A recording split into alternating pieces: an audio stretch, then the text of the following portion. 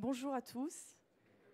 Merci d'être là. Bienvenue dans ce forum sur la transition écologique dont l'objectif est de vous aider à préparer votre mandat et à construire une stratégie, mais aussi à relever et à nous faire connaître vos difficultés. Donc la Terre se réchauffe, les ressources se raréfient. Tout le monde est au courant malheureusement de cet état de fait. La biodiversité est également en grande difficulté. Notre environnement est fragilisé et les pays doivent poursuivre leurs efforts.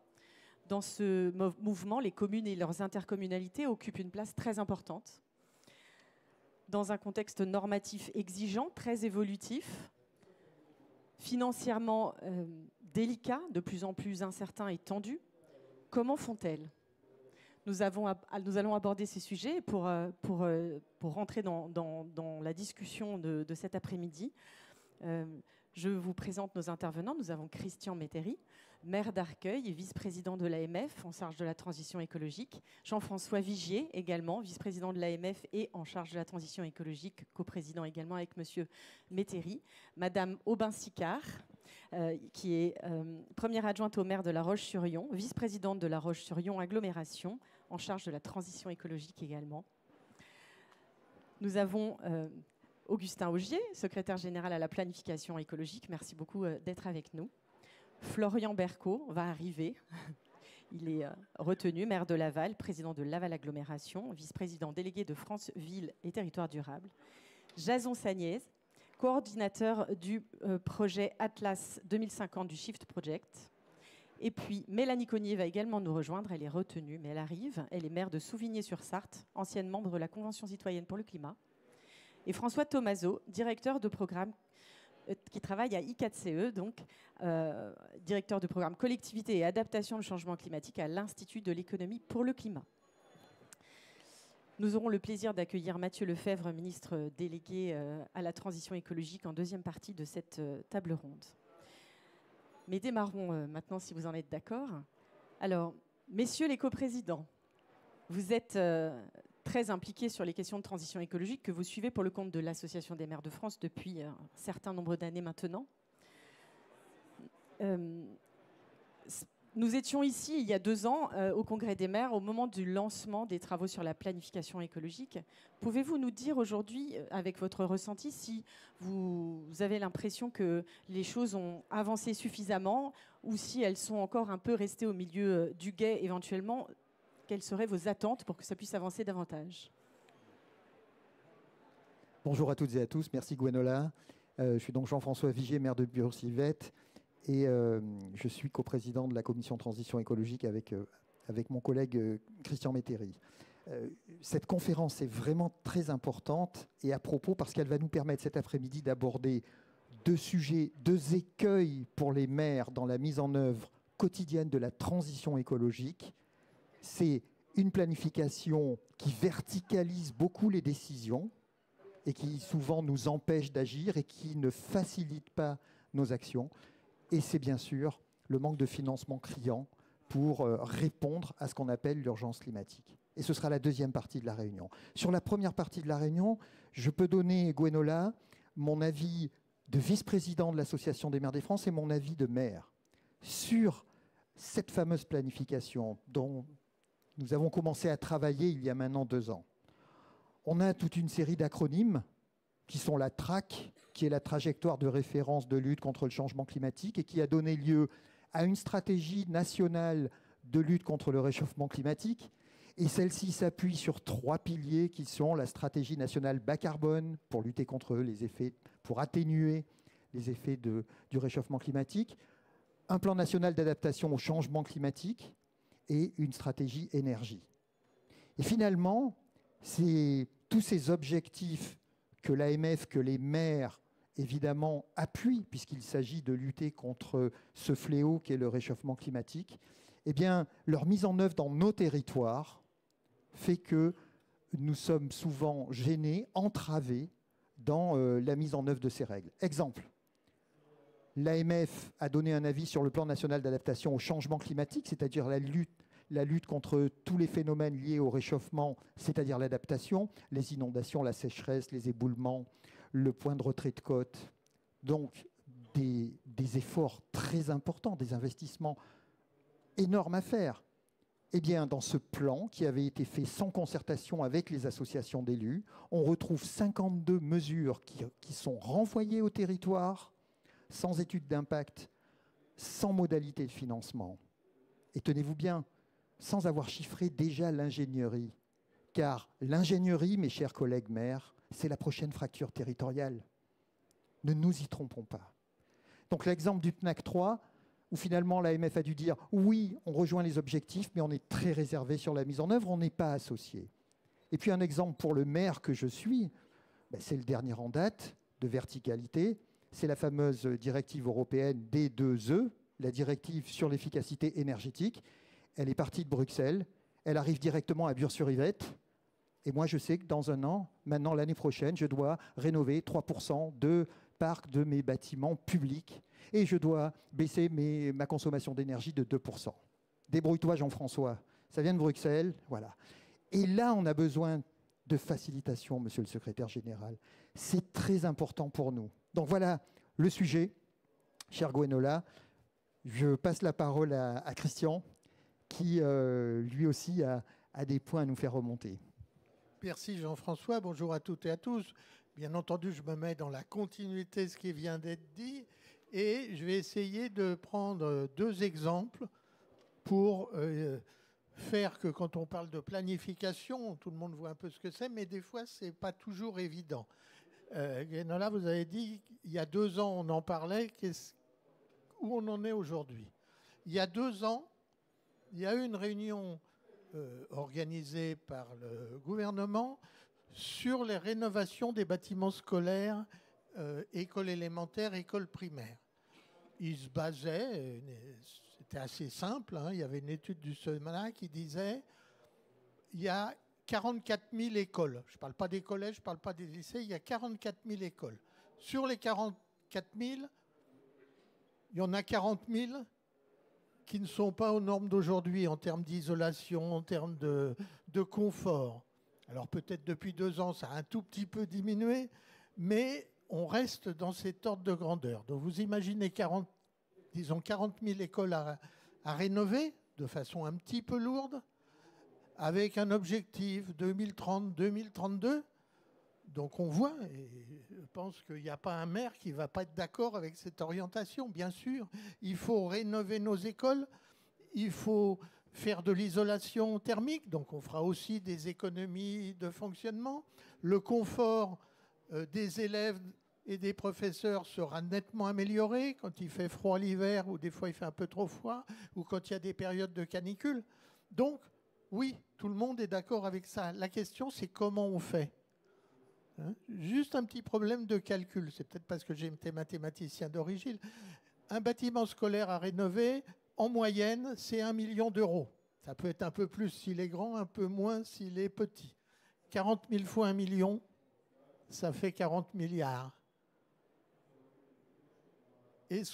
Aujourd'hui, on n'en est pas dans cette situation-là. Alors, il y a eu un moment où on nous a donné le fonds vert, ça avait un certain nombre d'intérêts, mais enfin, on voit bien que ce n'est pas en moins de 10 ans qu'on rénoverait les bâtiments. Donc voilà, il y a cette première question. J'essaye de concrétiser ce qu'a dit Jean-François, c'est on a une planification, on ne peut être que d'accord, et puis quand ça, m'excuserez l'expression, quand ça nous retombe dessus, eh ben, on a un petit peu de difficulté. Puis la deuxième chose, c'est l'association des élus. Je représente l'AMF au Conseil national de la transition écologique, et l'organisme qui réunit toutes les associations d'élus, les représentants des syndicats, des organisations patronales, des associations, pour essayer de donner un point de vue construit sur les projets de texte, que ce soit une loi, un décret. Là encore, tous les participants sont d'accord, mais quand on nous a présenté le PNAC et qu'on nous envoie le document une semaine avant, avec une convocation une semaine avant, et où aucun des participants dans la salle n'a eu le temps de travailler avec les instances de son organisme, l'AMF, on est un peu collectif quand même. On essaye d'avoir le point de vue des élus avant de donner un point de vue, donc on n'a pas ce temps nécessaire. Donc non seulement il n'y a pas suffisamment de vraie concertation. J'emploie le mot vraie concertation parce qu'on en parle. Il y a, je crois, un effort à faire, monsieur le secrétaire général, pour que, quand on parle de concertation sur la planification, ça ait lieu. Et puis qu'ensuite, quand la concertation a avancé, on nous donne le temps de travailler sur la façon dont les services de l'État ont intégré la concertation. Voilà, donc les deux remarques, moi, je ferai sur ce qui s'est passé dans la dernière période. Alors, monsieur le secrétaire général à la planification écologique, merci beaucoup d'être avec nous. La tâche est rude pour mettre en œuvre tous ces enjeux et tous ces objectifs et les atteindre. Vous avez à votre charge la territorialisation de cette planification. Est-ce que vous pouvez nous en donner les modalités ? Nos élus ont eu un peu l'impression que cette planification, elle avait démarré effectivement rapidement, mais qu'elle s'était un peu arrêtée au niveau régional. Et ce qui nous manque, c'est ce premier kilomètre, comme l'évoque le président de l'AMF, non pas le dernier kilomètre, le premier kilomètre, celui qui relie le sol aux élus et donc à la planification. Pouvez-vous nous dire comment on atteint ce premier kilomètre ? La planification écologique, je reviens juste sur le principe et raison de son existence. C'est de se dire on est face à des défis climatiques et environnementaux, on le sait tous ici, je pense, absolument inédits, qui arrivent avec une vitesse absolument inédite, mais avec un point, c'est qu'on a la certitude que ça va arriver.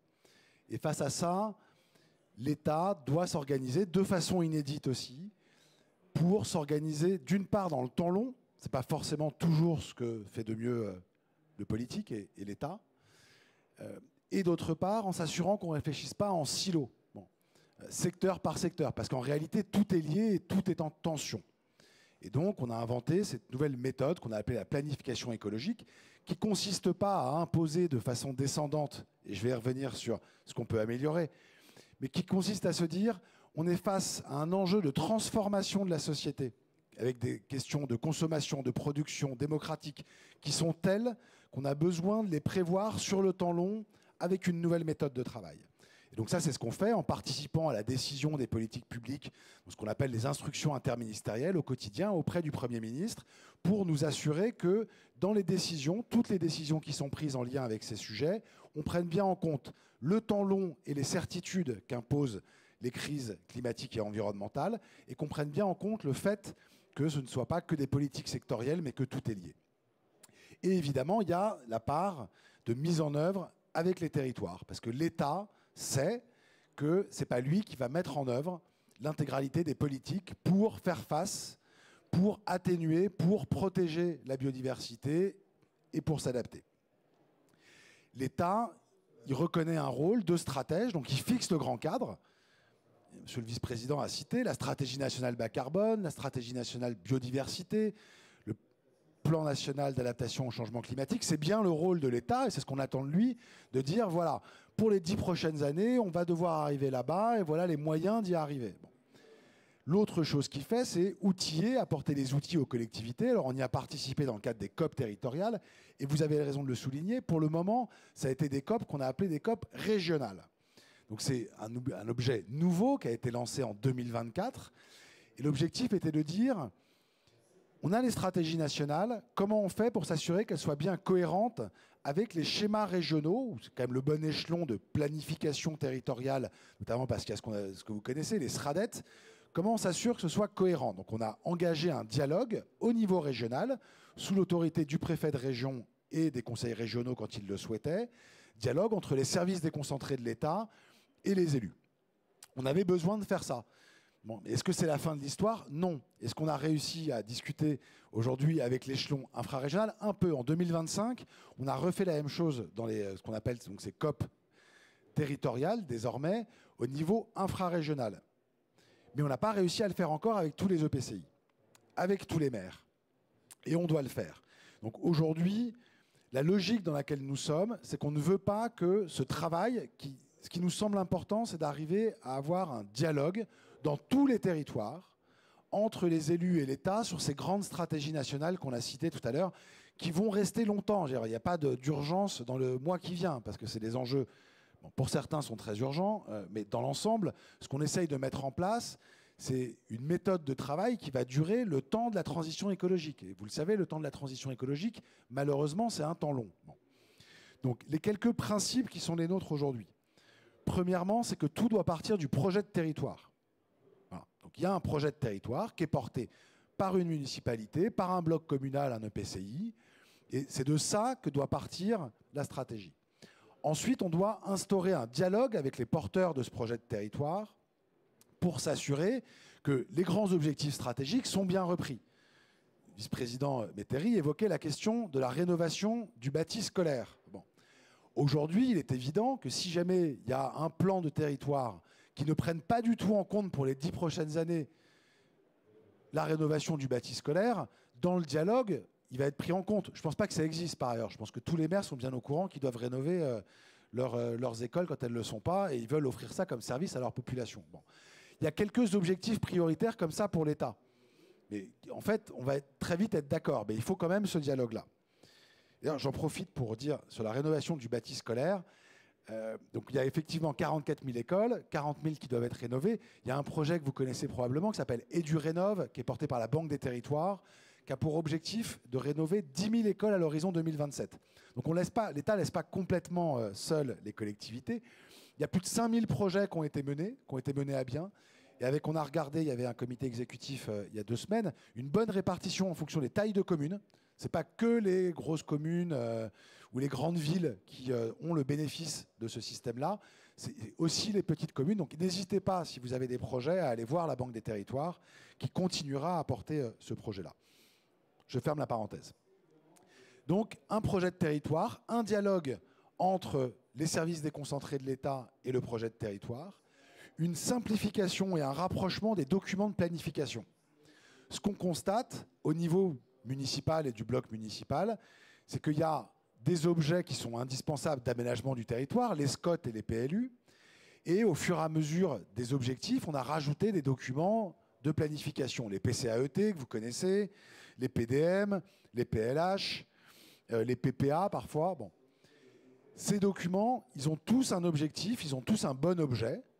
En revanche, leur multiplication n'est pas forcément nécessaire. Donc on a un travail en cours, à la demande du Premier ministre, pour regarder qu'est-ce qui pourrait être mutualisé. Est-ce qu'on a besoin de faire autant de diagnostics à chaque fois?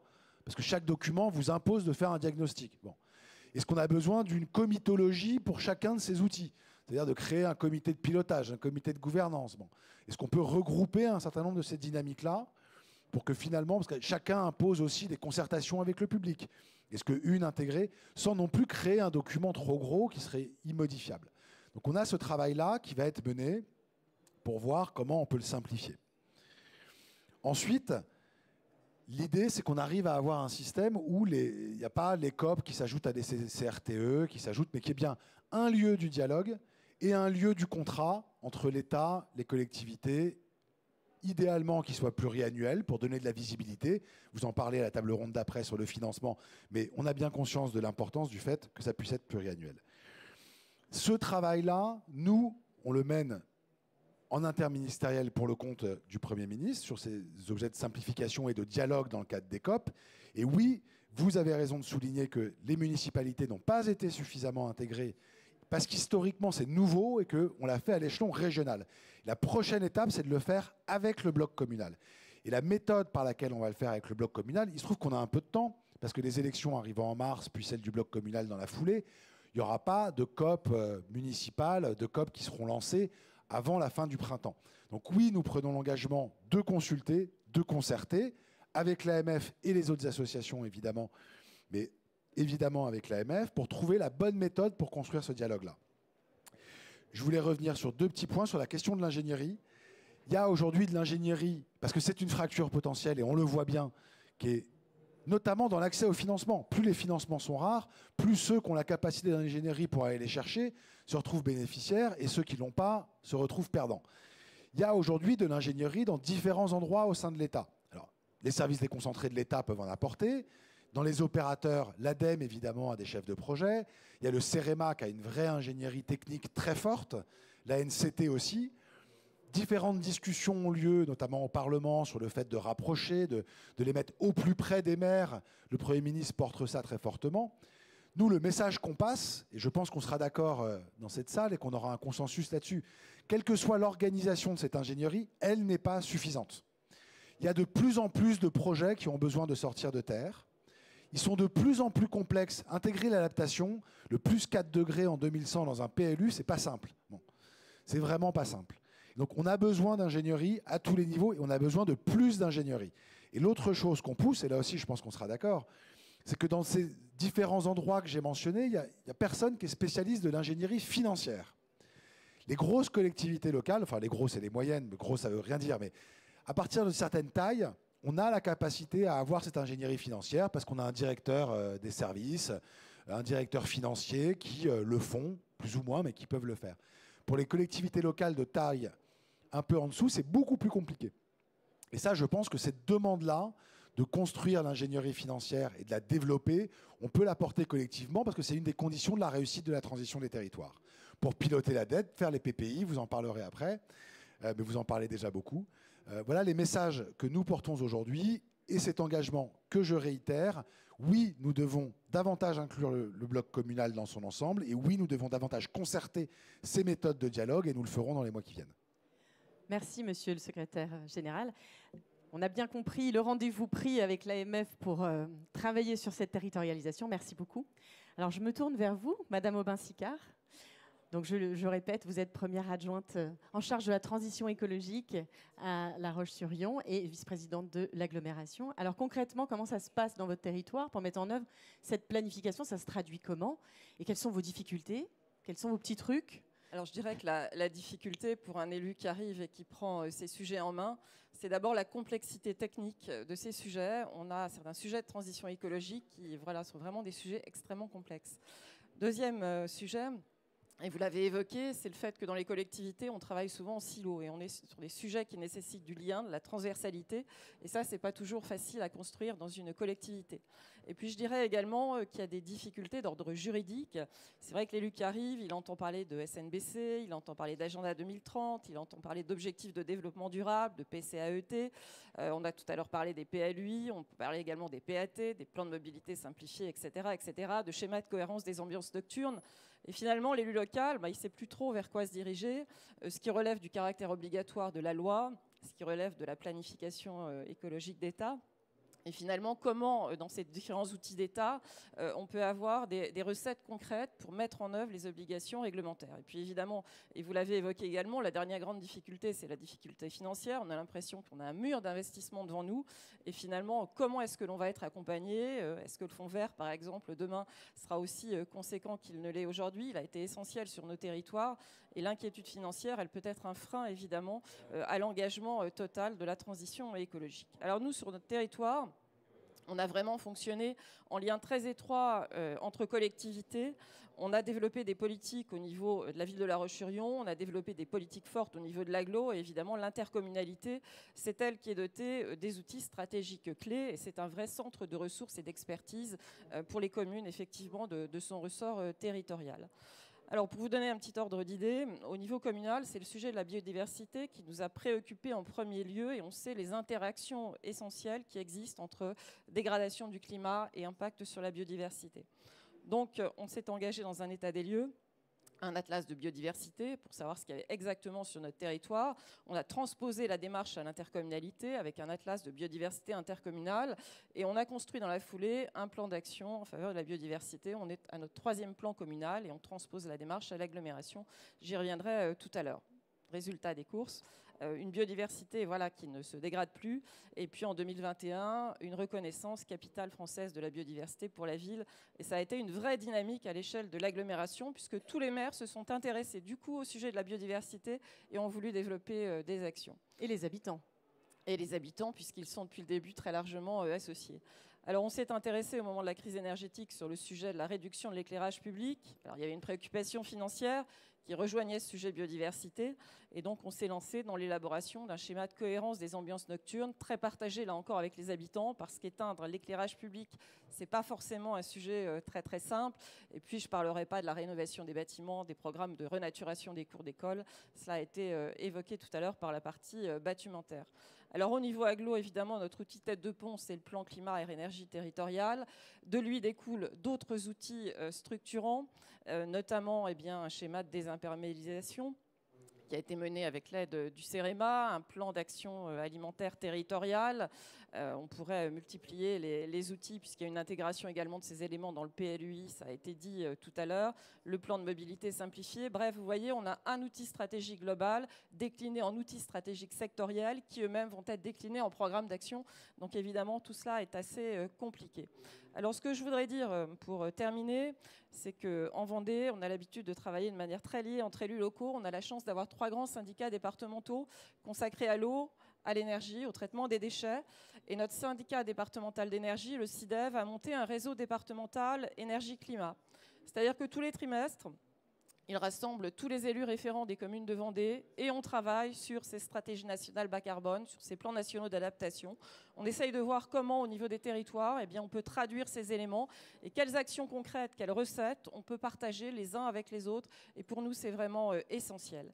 Et puis, on travaille également avec de nombreuses structures associatives. Par exemple, je vous parlais tout à l'heure des ABC, ABI. On a des structures locales qui nous aident à les réaliser. On a aussi l'appui de structures régionales ou nationales. Je pense au comité 21 qui est vraiment essentiel pour nous, avec une approche très large des sujets. Et puis on a aussi... Qui est un partenaire important de l'AMF historique qui accompagne les collectivités. Et puis toutes les associations agréées au plan national en matière de qualité de l'air, il y en a une par région. Le bilan des émissions de gaz à effet de serre, c'est cette structure qui nous a permis de l'affiner et de le construire. Donc vraiment, il faut échanger, il faut venir sur ces salons, il faut vraiment s'imprégner. Vraiment, l'échange entre structures, il me paraît tout à fait essentiel. Et puis les leviers financiers, vous allez les chercher un peu partout. L'agence de l'eau, les départements parfois qui ont un plan climat, c'est le cas en Vendée, il y a des financements. Parfois au niveau de la région, et puis au niveau de l'État, l'Office français de la biodiversité, l'ADEME, etc.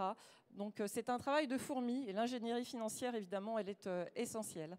Alors pour vraiment terminer sur mon intervention, je dirais que pour moi, il y a quelques outils qui ont vraiment été importants.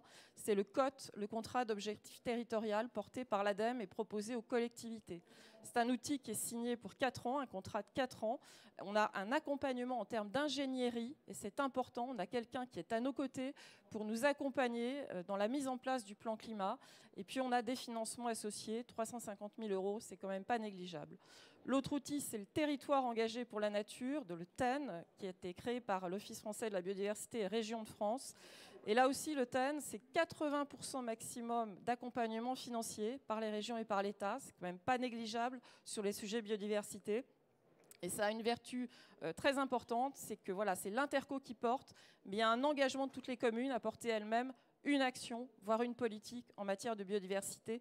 Et ça a été le cas sur notre territoire. Ça a été vraiment quelque chose de très vertueux et de très positif. Et puis le dernier outil, c'est l'outil TET, Territoire engagé pour la transition écologique, qui permet d'avoir une évaluation indépendante du degré d'avancement de nos politiques climat et énergie, avec à la clé une labellisation du niveau de performance de la collectivité. Et c'est important, ça permet de se situer, de savoir où l'on en est, et ça permet aussi de communiquer vis-à-vis des habitants du territoire. Voilà, je vous remercie.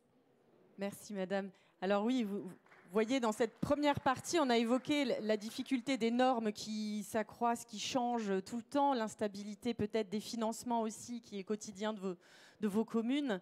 Mais il y a des élus qui, sur le terrain, ne font pas que de la comitologie, font de la comitologie opérationnelle et cherchent des solutions, construisent des projets et travaillent avec les habitants. Donc ça, c'est le travail de fourmi des élus locaux sur le terrain. Et c'est aussi pour ça, certainement, qu'il est important qu'il y ait une stabilité au niveau national pour que ce travail ne soit pas interrompu toujours par des mises à jour qui sont chronophages et complexes.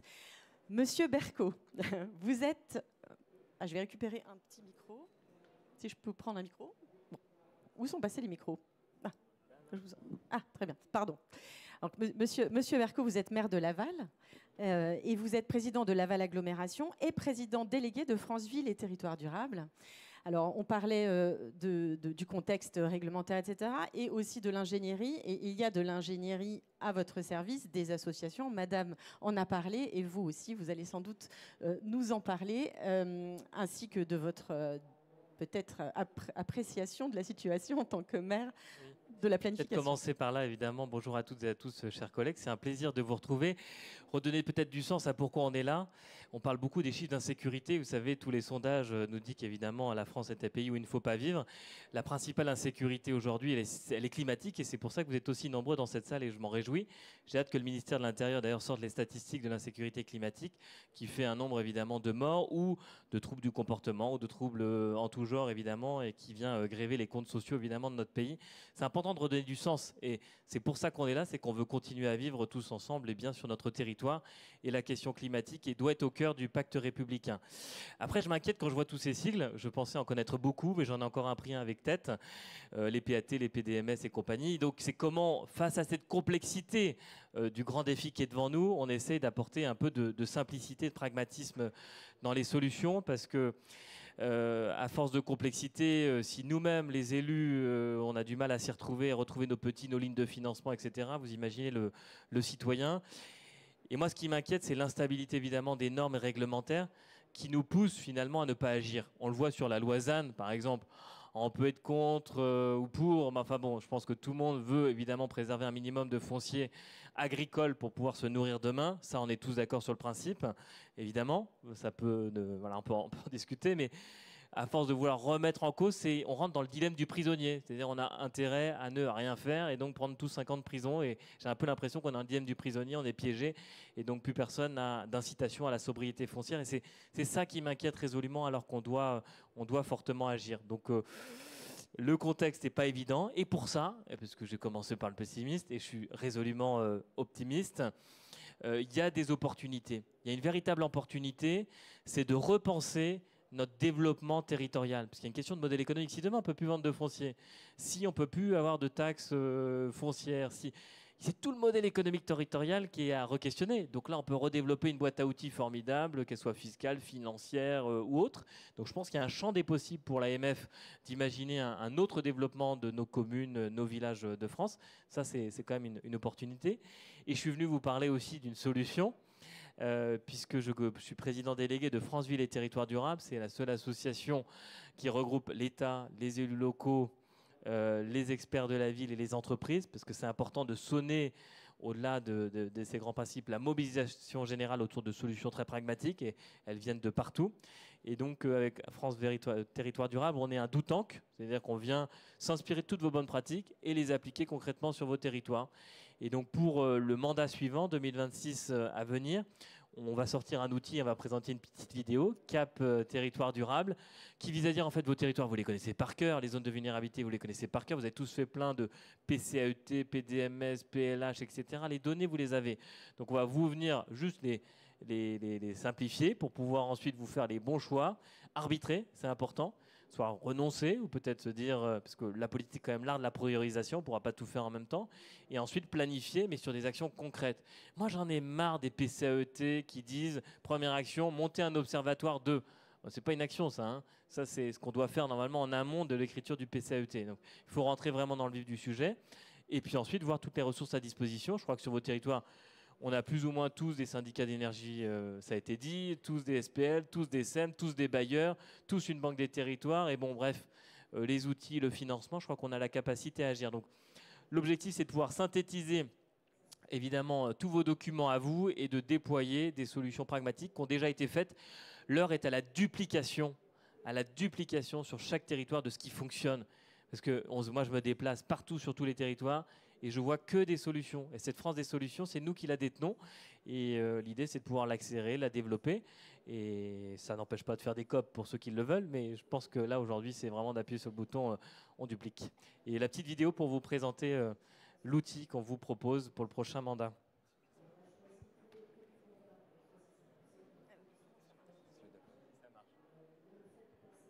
Ça commence mal, mais ça finit bien, hein, je vous rassure. C'est comme dans les Walt Disney. Qu'est-ce qui se passe-t-il ?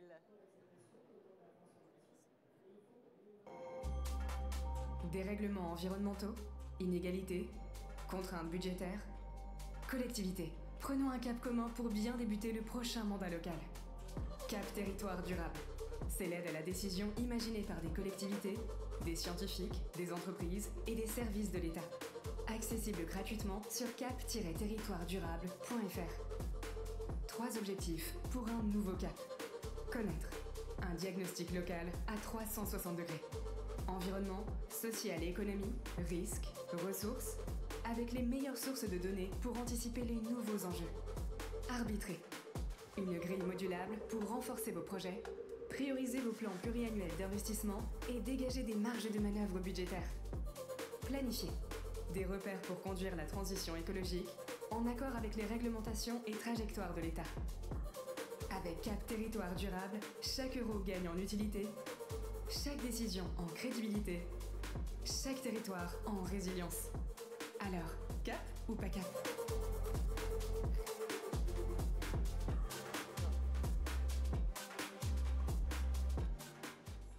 Donc c'est un outil gratuit open source, évidemment pour tout le monde. Et l'idée, c'est évidemment, le moment le plus important dans une commune, c'est le vote du budget.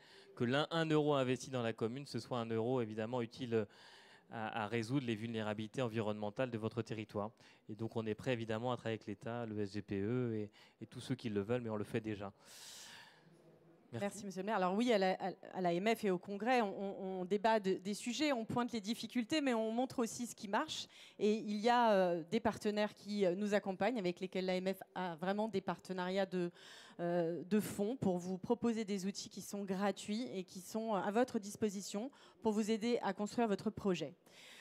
Alors pour continuer cette table ronde, je vais me tourner vers Jason Sagnès. Ça fait également, qui travaille au Shift Project et qui a également travaillé sur un outil qui peut vous aider à construire votre projet de territoire, mais votre projet de mandat pour le prochain mandat, parce que l'objectif, c'est de ne pas partir en ordre de bataille dispersé, mais de savoir bien à quoi vous attendre. Alors, on a besoin d'un cap clair par l'État, mais aussi d'outils et de petites mains pour arriver à mettre en œuvre tout ça. Jason, merci beaucoup. Alors, je regarde juste comment ça fonctionne. Ah oui, parfait. Alors, par où je me tourne? Mince, ok. Bonjour à tous. Donc, très rapidement, juste présenter d'où je m'exprime. Le Shift Project, on est une association d'intérêt général. On est un groupe de réflexion qui travaillons sur les enjeux de décarbonation de notre économie. On adopte une approche physique pour traiter nos sujets, c'est-à-dire qu'on parle de tonnes, de kilowattheures, de joules, de kilomètres plutôt que d'euros. Et notre but, c'est de construire des objets de connaissance et ensuite de les donner entre les mains des personnes qui sont capables de faire concrètement et pour œuvrer, pour mettre en place cette transition. On est un petit groupe d'une trentaine de personnes. On est un groupe de réflexion créé en 2010 par Jean-Marc Jancovici. Et on est surtout entouré d'une association de bénévoles qui s'appelle les Shifters. Et comme on est là en train de parler d'outils, le premier outil qu'on est capable de mettre nous à disposition des territoires et des élus, c'est tous ces Shifters qui sont répartis sur le territoire et qui en fait contribuent à diffuser les connaissances et les travaux que nous portons. Au Shift, ce qu'on essaie de regarder en priorité, c'est ce qu'on appelle la double contrainte carbone. La double contrainte carbone, c'est d'une part le changement climatique que l'on doit tenter d'atténuer à travers nos efforts d'atténuation et de réduction de nos émissions de gaz à effet de serre, et également des leviers d'adaptation pour faire en sorte qu'on soit capable d'avancer dans un monde qui va connaître des évolutions du climat. La deuxième contrainte, c'est que dans un contexte de renforcement, d'épuisement des énergies fossiles et de renforcement des tensions géopolitiques, notre dépendance actuelle aux fossiles, de l'ordre de 70% de notre économie, sur les pétroles-gaz principalement, rend notre économie vulnérable. Et donc en fait, travailler à la décarbonation, c'est d'une part une nécessité pour le climat, mais c'est également un enjeu de souveraineté. Alors depuis 2020, en fait, historiquement, on travaille sur une approche sectorielle de la décarbonation. Donc on regarde comment on fait pour définir des leviers et des objectifs de décarbonation pour par exemple le transport, les bâtiments, l'agriculture ou bien l'industrie. Depuis 2020, on traite l'approche territoriale. Donc on cherche à regarder quels sont les enjeux territoriaux de la décarbonation. Et donc on a publié jusqu'ici ces deux premiers travaux qui étaient d'une part pour faire le constat, poser le diagnostic des enjeux territoriaux, des bouleversements qui allaient impliquer la transition écologique et des leviers qui étaient à disposition des acteurs. Et le deuxième ouvrage creusait la question des leviers par type de territoire. On avait les outre-mer, le littoral, les territoires montagneux, les grandes métropoles, les campagnes ou encore les villes. Et donc l'idée, c'était sur des grands axes de transformation, d'identifier quelles étaient les vulnérabilités et les leviers d'action, en illustrant à chaque fois des mesures qui étaient déjà mises en place et des bonnes pratiques, donc avec à chaque fois des exemples. En lien avec ce dernier travail, on a publié une plateforme qui s'appelle Territoire au futur, dont l'objectif est pour chaque territoire, à n'importe quelle maille, de pouvoir faire un diagnostic de sa vulnérabilité ou au contraire de sa résilience face aux enjeux énergie-climat, avec tout un tas d'indicateurs. Donc on avait 4 grands axes de transformation, qui étaient la mobilité quotidienne, le logement et l'habitat, l'agriculture et l'alimentation, ou encore la production et la consommation. Et pour chacun d'entre eux, on définissait des leviers de transformation, des exemples de mesures, avec des exemples de territoires qui avaient pu mettre ça en place, et surtout, on a défini des indicateurs clés pour mesurer justement son niveau de vulnérabilité ou de résilience. Pour ça, on s'est appuyé sur des données publiques qu'on a agrégées et avec lesquelles on a construit ces indicateurs. À quoi ça servait concrètement ? Ça servait à faire avancer la discussion qu'on pouvait avoir entre les élus au sein d'une collectivité ou entre les élus et les citoyens. Et donc, par exemple, l'idée, c'était de pouvoir passer d'un discours de type la transition énergétique ne va pas bouleverser l'économie du territoire, car voici ce que nous allons faire, à quelque chose d'un peu plus objectivé, comme par exemple 12% des emplois sur le territoire sont à risque face à la transition énergétique, en particulier dans les transports, les commerces ou la réparation automobile. Et voici comment nous allons accompagner les entreprises et les actifs.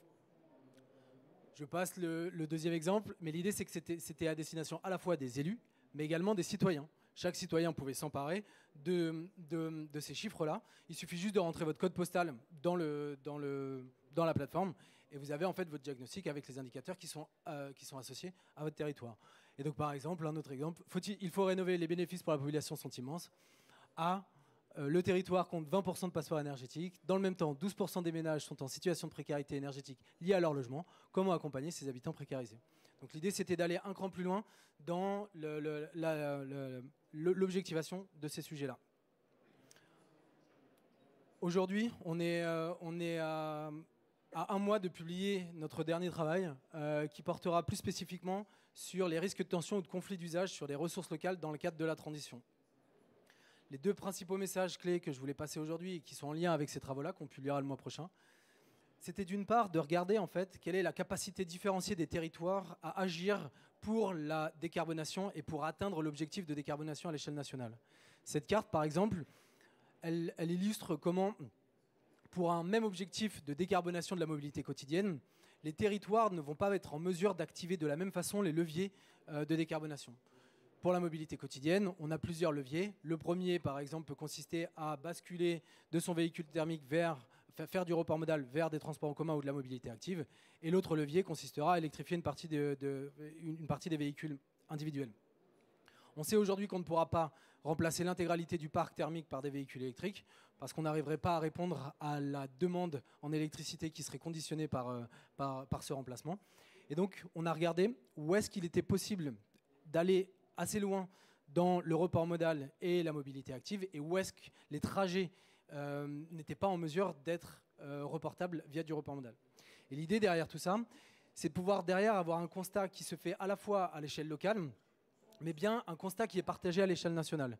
Ici, l'idée consisterait à s'interroger sur où est-ce qu'on a intérêt à prioritairement développer les transports en commun et les infrastructures permettant la mobilité active pour faciliter ce report modal. Et où est-ce qu'on sait d'ores et déjà qu'il sera compliqué d'installer ces infrastructures et qu'il faut par exemple, à l'inverse, prioritairement aller vers l'électrification des véhicules. Le deuxième message clé, c'est que quand on va vouloir se passer des fossiles, on va mécaniquement reporter cette dépendance, cette sollicitation de ressources vers d'autres ressources qui sont davantage locales, que sont par exemple la biomasse agricole, la biomasse forestière et in fine l'eau et les sols. Quand on va vouloir remplacer du pétrole par des biocarburants, on va solliciter de la biomasse agricole, sauf à vouloir recourir à d'autres importations. Lorsqu'on va vouloir se passer du gaz, on va vouloir par exemple recourir à du biométhane que l'on va aussi pouvoir faire en partie grâce à certaines cultures. On va vouloir aussi substituer du chauffage gaz par du chauffage bois. Et donc, on va recourir aussi davantage à la biomasse forestière pour ça. Et pareil pour la construction ou la rénovation, on sait qu'on va vouloir davantage solliciter la ressource bois en termes comme bois d'œuvre. Et là aussi, l'idée, c'était de regarder dans quelle mesure les territoires étaient en capacité de répondre à ces besoins-là et dans quelle mesure ils allaient pouvoir mettre à disposition ces ressources-là pour cet objectif commun de décarbonation. Donc, je passe rapidement sur quelques illustrations. Celle-ci, par exemple, porte sur les surfaces qu'on pourrait mobiliser pour essayer de développer davantage de biocarburants. Et l'idée, c'est d'essayer d'avoir une idée de où est-ce que ça pourrait se situer et à l'inverse, où est-ce que d'autres territoires ne sont pas en mesure de mettre à disposition leur foncier, leur biomasse. Voilà. Cet exercice, il n'est pas prescriptif. On ne dit pas c'est ici que ça va se passer. La question, c'est de se dire il va falloir qu'on répartisse l'effort pour solliciter ces ressources de façon à ce qu'on limite les risques de tension ou de conflit d'usage. Parce que sur ces territoires, ici typiquement, par exemple, il peut y avoir potentiellement d'ores et déjà des conflits d'usage. Pour terminer là-dessus, les deux autres messages, c'est que dans tout ce que je viens de vous raconter jusqu'ici, on traite la question de choses qui sont potentiellement à notre main. L'idée, c'est de se dire, on veut reprendre la maîtrise de notre destin énergétique en se passant des fossiles qu'on achète à des pays tiers vers des ressources dont on a la main puisque disponibles sur notre sol. Et le dernier enjeu dans tout ça, c'est le changement climatique. C'est de se dire que le changement climatique, ce qu'on est sûr, c'est qu'il va nous apporter davantage d'incertitudes. On ne sait pas dans quelle mesure les aléas climatiques vont de façon chronique ou aiguë limiter la capacité et la disponibilité des territoires à mobiliser ces ressources-là. Et donc, ce qu'on dit, c'est qu'il va falloir prendre des marges, il va falloir définir des plafonds et il va falloir instruire cette question-là pour limiter en fait, ces risques de tension et s'assurer qu'en fait, dans les territoires, on soit capable de mettre en œuvre cette transition. La question, c'est le savoir, c'est le pouvoir. Oui. Et le sur-mesure, ça nous garantit un savoir utile pour pouvoir construire un projet et mettre en œuvre du mieux possible la transition écologique sur le territoire.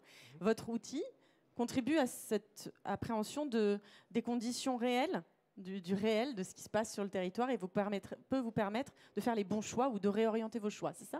Exactement. J'ai bien compris. Et juste pour finir, donc, ces travaux, on les publie le 16 décembre prochain. Et l'idée, c'est qu'une partie des contenus, des cartes et de ces analyses se retrouve dans la plateforme Territoire au futur que je vous ai montré juste avant. Merci beaucoup. Alors, nous avons, avec votre permission, messieurs les coprésidents, peut-être y a-t-il des questions dans la salle pour nos intervenants ou pour notre secrétaire général à la planification avant que... Y a-t-il des questions dans la salle ? Tout est limpide. Vous êtes prêts pour 2026 ? Madame. Pardon. J'ai une grosse voix, mais c'est mieux avec le micro. J'ai pas entendu parler. Présentez-vous, s'il vous plaît. Pardon. Je suis Véronique Fernandez. Je suis adjointe dans un village en montagne. Je vous questionne sur la chute de la biodiversité. Parce que là, il me semble qu'elle est passée dans les trous du... Ah non, elle n'est pas passée dans les trous du sujet, mais la question aujourd'hui, c'est comment construire un projet de mandat en prenant en compte les enjeux de la transition écologique et quelles sont les difficultés auxquelles les collectivités font face. Évidemment, les questions de protection de la biodiversité. Madame Aubin-Sicard en a beaucoup parlé tout à l'heure. C'est évidemment primordial, la biodiversité. Et pourquoi il faut protéger le climat, pas uniquement pour éviter les catastrophes cycloniques et climatiques, etc., mais c'est parce que c'est la première cause de chute de la biodiversité. Le climat doit être protégé parce que c'est lui qui protège la biodiversité et la biodiversité qui nous protège. Messieurs les coprésidents, peut-être un mot, puisque à moins qu'il y ait d'autres questions dans la salle. Une réaction peut-être ? Non, mais Madame a tout à fait raison de parler de biodiversité, mais on pourrait aussi parler des déchets, de l'eau, phénomène très important. Donc, effectivement, on ne veut pas rentrer dans tous les détails, mais par contre, je pense qu'il était important d'avoir un point que nous a fait le Shift, et puis Monsieur le maire de Laval aussi, c'était très important. Est-ce qu'il y a quelqu'un d'autre qui souhaite prendre la parole ? Oui ? Oui, bonjour, Franck Roy, je suis maire d'Esnay, en Vendée, une commune de près de 11 000 habitants. Un petit salut amical à Anne, qui est ma voisine de territoire. Juste une question, en tout cas un point qui me tient particulièrement à cœur. Monsieur le secrétaire général, vous avez parlé tout à l'heure effectivement de la rénovation des écoles. Je souhaiterais qu'un jour, quelqu'un entende que la rénovation, parfois la meilleure rénovation, c'est la déconstruction et reconstruction. Et lorsqu'on a une école qui a 50 ans, qui a été construite, reconstruite, agrandie 8 fois, eh bien, décider de faire sa reconstruction va permettre une meilleure efficacité énergétique. On va rationaliser l'utilisation du terrain, on va gagner du foncier et on va assurer une meilleure fonctionnalité pour l'ensemble des enfants. Donc si un jour quelqu'un pouvait entendre que dans le cadre notamment des aides qui sont données seulement pour la rénovation, mais que la reconstruction peut être une vraie rénovation, ce serait bien de faire confiance au territoire sur ce point. Merci. Alors, moi j'ai une conception un peu différente, mais qui peut être propre à ma commune et à la configuration de ma commune. En fait, aujourd'hui, si on se reporte au mois de juin qu'on vient de vivre, 2025, moi j'ai les parents qui arrivent dans le bureau qui me disent on ne peut plus supporter que nos enfants soient dans des salles de classe à 35 degrés, donc il faut mettre des climatiseurs partout. Bien.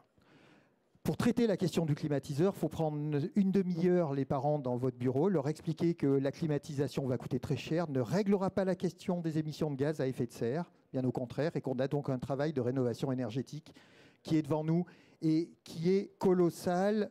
Christian l'a dit et les différents intervenants aussi l'ont dit. Une fois qu'on a dit ça, moi je me rends compte que de ma propre expérience, la rénovation énergétique, si par l'extérieur, c'est aujourd'hui le système le plus rapide qui me permet de prendre en compte le besoin de rénover énergétiquement l'école.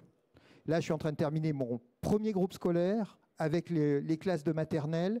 Je ne vais même pas faire le restaurant administratif parce que j'ai les 2 autres groupes scolaires qui ont pris leur ticket comme vous rentrez dans un magasin et qui me disent quand est-ce que vous arrivez chez nous. Et après les 2 groupes scolaires, j'ai le club de basket et le club de gym qui ont pris leur ticket également pour me demander quand est-ce que j'arrive dans le gymnase pour le rénover, avec les moyens que nous avons financiers, et on va en parler.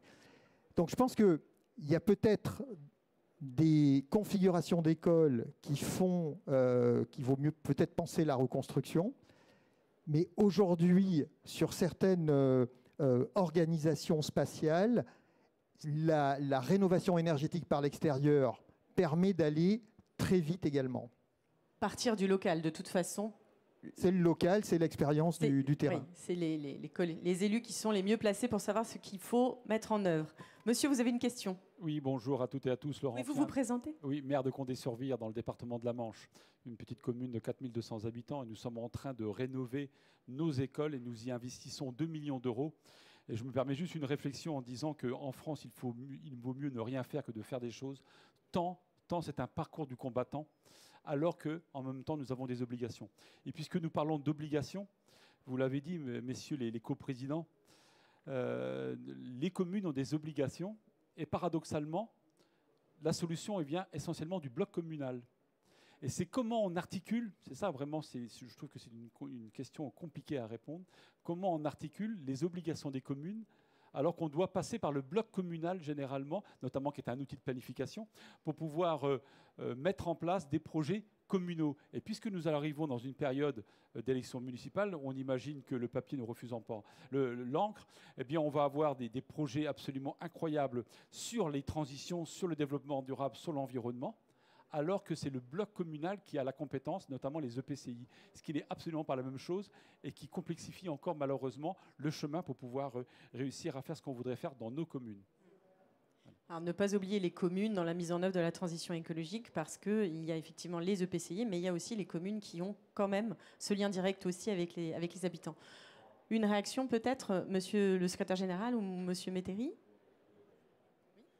juste dire un mot. Je pense qu'avant qu'il parte, c'est bien de laisser la parole de conclusion de cette séquence à Monsieur le secrétaire général à la planification écologique. Je pense que tout le monde a raison dans toutes les interventions. Parce que ce qui est important, c'est de bien analyser la situation locale. Toutes les interventions, ils tournaient autour de la même chose. Il faut connaître la situation, il faut l'analyser.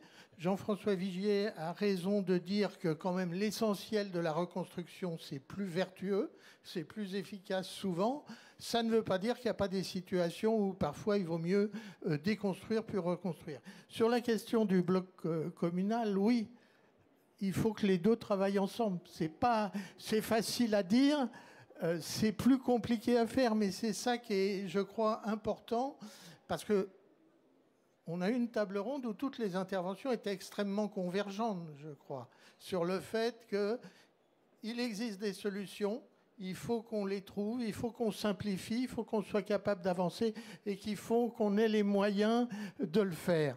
Et moi, peut-être avant de vous laisser les paroles, en tout cas, je voudrais vous remercier de l'engagement que vous avez pris, qui a été noté par tous les participants, que dans la période qui va s'ouvrir après la période électorale, vous avez évoqué avril et mai, on va rentrer dans une nouvelle phase de concertation sur la planification écologique et qu'à ce moment-là, j'ai entendu que les communes seraient au cœur de la concertation. En tout cas, je voudrais vous en remercier par avance. Merci.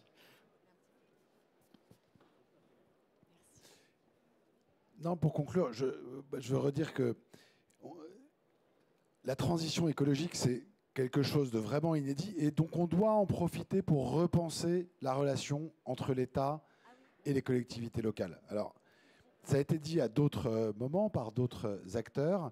Je crois que ce constat-là, il est partagé aujourd'hui au sein de l'État et qu'on n'arrivera à faire la transition que si on s'appuie sur les projets de territoire, parce qu'une fois que l'État a fait ses stratégies, la mise en œuvre, tout le monde a bien conscience que ce sont les mairies et le bloc communal qui est capable de faire la mise en œuvre. Et donc, comment on invente ce dialogue? C'est devant nous. Et on a raté des choses, en réussir d'autres. Et ce qui est important, c'est qu'on puisse se le dire, parce que de toute façon, ça va être une longue histoire. Et donc, oui, aujourd'hui, il y a un consensus pour dire que c'est les mairies qui feront, le bloc communal qui fera la mise en œuvre, et on doit collectivement inventer la façon de le faire ensemble. Évidemment, comme le maire de Laval l'a rappelé, en s'appuyant sur les réussites passées dans plein de collectivités, en s'appuyant sur ce qu'est faire l'État, en s'appuyant sur les diagnostics que vous faites au quotidien. Et il faut trouver le point d'atterrissage et d'équilibre de tout ça. On va y travailler, je suis à peu près persuadé qu'on va y arriver. Voilà. Merci. Merci beaucoup, monsieur le secrétaire général. Bien, si. Ah, une question encore, on poursuit quelques minutes les questions. Présentez-vous, s'il vous plaît, monsieur. Oui, je vous en prie. Marcel Constantin, donc je suis élu d'une petite commune de l'Isère. Et un petit peu à l'image de la première intervenante qui a dit qu'elle avait l'impression que la biodiversité avait été un peu oubliée, moi j'ai envie de dire que ce qui me paraît oublié, l'intervention que vient de faire monsieur le secrétaire général me le confirme, c'est la gravité de la situation. Parce qu'on parle, c'est des engagements, des choses qu'on a l'impression d'entendre comme depuis pas mal d'années. Alors moi, je suis assez attentif à tout ce qui se réalise le Shift Project, qui sont comme une démarche pragmatique et surtout qui donne une idée des chiffres. Moi, ça n'a pas été évoqué au cours de cette conférence et je trouve que ça aurait été un préalable intéressant. C'est qu'on est quand même 10 ans après les accords de Paris qui fixaient la limite du réchauffement climatique à 1,5 degré. On sait déjà que c'est un deuil. On sait également qu'un dixième de degré, ça a des conséquences absolument catastrophiques sur la planète. On sait aussi que c'est un problème qui dépasse très largement le périmètre de la nation, enfin, du pays, et que ce qu'on sait du monde actuel et de ses dirigeants, ça incite pas à l'optimisme. Alors, le philosophe Alain disait « Le pessimisme est d'humeur, l'optimisme est de volonté ». Alors, pour reprendre ce que disait le maire de Laval, si effectivement l'optimisme, c'est se dire qu'il faut agir, je suis d'accord, mais si l'optimisme, c'est de banaliser un petit peu la gravité de la situation, alors là, je m'inscris quand même en faux. Et je trouve que parce que ce qu'on entend toujours et qu'on retrouve à tous les échelons, que ce soit les intercommunalités, les communes, etc., c'est quand même une banalisation de l'importance du problème, voire même une forme de déni, parce que ça a été dit à un moment donné, la présentation initiale qui dit, et c'est un petit peu le discours récurrent de cette conférence qui a commencé par la présentation du président de l'AMF, c'est qu'au niveau des communes et des maires, tout est parfait, on est convaincu de tout. Je pense que la situation est un peu moins idyllique que ça, et qu'il y a encore du déni climatique partout. Il y a encore une méconnaissance et une minimisation complète de la gravité du... Alors moi, je parle depuis mon âge, et je pourrais me dire, je m'en fous, j'irai pas à 2050. Mais franchement, ce matin, on parlait de la jeunesse. Alors, monsieur, je ne veux pas vous couper, mais je crois que le nombre de personnes qui assistent à cette conférence, ce qui est intéressant, c'est que tout le monde a envie de faire, parce que c'était quand même le but de la table ronde, c'est comment fait-on malgré les complexités? Et si vous étiez là au tout début, vous aurez entendu qu'on a rappelé les grands enjeux, bien sûr. Mais évidemment, la question, c'est comment faire et comment faire plus, mais dans un contexte qui est réglementé. Madame, attendez, monsieur. Excusez-moi 10 secondes encore. Quand j'entends comme le secrétaire général partir autosatisfait en disant « mais on va y arriver », excusez-moi, je tempère un peu cet optimisme parce que c'est quand même pas seulement la réalité du terrain depuis 10 ans. Moi, je crois que ce n'était pas la tonalité tout à fait, mais... Est-ce qu'il y a d'autres questions ou une réaction peut-être? Ou alors on va enchaîner sur la deuxième table ronde aussi. Oui. Bon. Philippe Cardin de la commune de Mélan en Isère, deuxième intervention d'Isère. Moi, je voulais souligner, en fait, c'est une stratégie plurimandat qu'il faut mettre en place. Et donc, le temps est une constante importante. Et à ce sujet, je voudrais juste souligner qu'on a besoin de stabilité des processus qui sont mis en place par l'État en particulier. Et en fait, aujourd'hui, l'instabilité des différents processus en aide aux communes sont problématiques dans la mise en place de nos stratégies. On a besoin de temps. Pour quelqu'un rappelait qu'il y a 40 000 écoles, il nous faut 20 ans, 30 ans pour les faire, et donc il faut qu'on ait de la stabilité. Et le deuxième point, c'est que l'État, lui aussi, doit être exemplaire. Il n'y a pas que les communes. Et de fait, c'est important, me semble-t-il, de souligner que l'État doit aussi s'engager dans la transition écologique.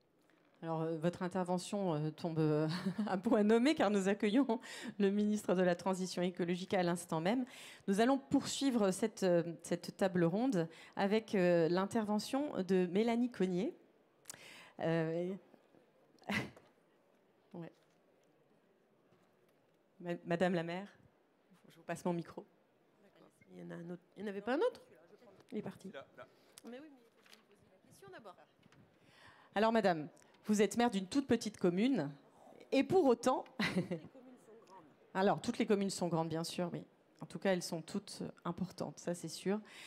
Comment faites-vous? Vous avez participé à la Convention citoyenne, je crois, et vous arrivez à mener des projets à l'échelle de votre mandat, en intégrant ces enjeux de la transition écologique, parce que c'est pas le tout de vouloir mettre en œuvre d'atteindre les objectifs. Il faut arriver à les intégrer à ces projets. Alors, comment avez-vous fait? Bonjour à toutes et à tous. Je suis très heureuse d'être parmi vous aujourd'hui. Effectivement, j'étais une des 150 de la Convention citoyenne pour le climat. On a rendu un rapport de 500 pages. Si vous voulez le lire, il est toujours disponible. Monsieur le ministre, j'espère qu'il ne cale pas un bureau... dans un ministère, parce qu'on ne l'a pas vu beaucoup passer. Bref, je ne veux pas commencer à être désagréable. Non, c'était pour réveiller un peu tout le monde, parce que là, c'est la fin de la sieste. On peut se réveiller. Donc, comment agir? Donc, effectivement, moi, c'est une commune de 620 habitants. C'est mon premier mandat. J'ai été élue maire sur un concours de circonstances. Et on s'était dit qu'on allait rénover la salle polyvalente qui est une passoire thermique. Et au final, quand on a fait les audits, on s'est rendu compte que l'école est aussi une passoire thermique. Et que, en fait, l'école, on y passe quand même beaucoup plus de temps que dans la salle polyvalente. Et la salle polyvalente, accessoirement, on boit un coup, on danse, donc on n'a pas froid, c'est pas la peine de rénover tant que ça. Donc on est parti sur une rénovation énergétique de l'école. J'ai répondu à un appel à projet école bas carbone de l'Europe. Alors, c'est un petit peu compliqué, il faut avoir du temps. Hein.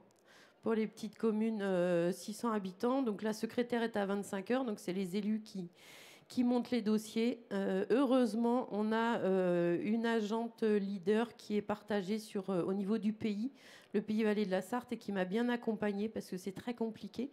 Mais j'ai quand même eu 143 000 euros de financement sur 400 000 euros de travaux, donc c'est quand même super intéressant.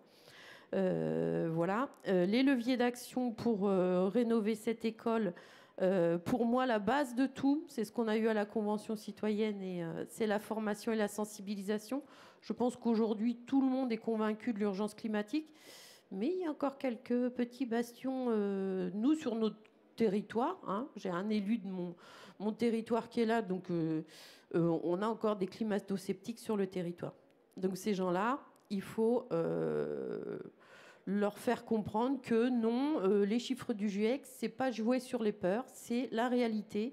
Et on se doit, nous, en tant qu'élus, d'agir pour non seulement adapter le territoire à 4 degrés, parce que malheureusement, c'est là vers où on va, mais aussi réduire nos émissions de gaz à effet de serre, parce que chaque dixième de degré compte et chaque tonne de CO2 économisée compte. Et ça, c'est un des enjeux importants et du rôle des maires, hein, de ce contact avec les habitants qui permet d'embarquer la population autour des sujets. Alors, il y a un des sujets forts du Congrès, évidemment, c'est la citoyenneté, mais il y a aussi la transition écologique et la lutte contre les changements climatiques et la protection de la biodiversité. C'est ça. Il y a tout, parce que tout est lié. Hein. Nous, réduire les émissions, c'est aussi la biodiversité. On en a parlé tout à l'heure. J'étais tout à l'heure sur une table ronde avec la LPO de comment favoriser la biodiversité sur nos communes rurales et dans les villes plus grandes. Voilà. Et du coup, la sensibilisation, la formation. Alors, moi j'aimerais que tous les élus qui arrivent en mandat soient formés sur, par exemple, l'urbanisme, le budget et l'urgence climatique. Alors, on est aujourd'hui, le thème, c'est la liberté. Donc, la liberté de ne pas se former. Sauf que être formé et être informé, c'est la liberté de pouvoir agir derrière. Donc, on n'a pas 2 heures, hein, j'ai 10 minutes. Non, mais par contre, c'est le moment peut-être de vous rappeler que, alors pour tous ceux qui pourront, qui seraient intéressés, après chaque élection, l'AMF met en place des universités des maires et des formations qui sont évidemment accessibles pour tout le monde. Donc n'hésitez pas à faire passer le message à vos élus, vos adjoints, etc. Pas que les maires. Tous les conseils doivent être formés. Donc la formation, la sensibilisation et puis tout ce qu'on a autour de nous pour nous accompagner. Donc, parce que moi, encore une fois, je regarde du prisme d'une petite commune de 620 habitants avec une secrétaire à 25 heures. Et nous, c'est les élus qui travaillons et l'ingénierie qu'on met en commun, donc le pays. On a aussi le comité 21 qui peut nous accompagner.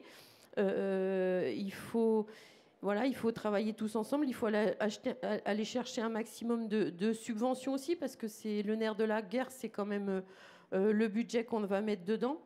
Et en l'occurrence, j'ai participé à la fabrique prospective là, depuis 1 an, où on a appris justement à travailler pour aller chercher des financements divers et variés. Donc par exemple, sur un bâtiment, lui trouver diverses utilités pour aller chercher diverses subventions et pas que sur l'école et pas que voilà.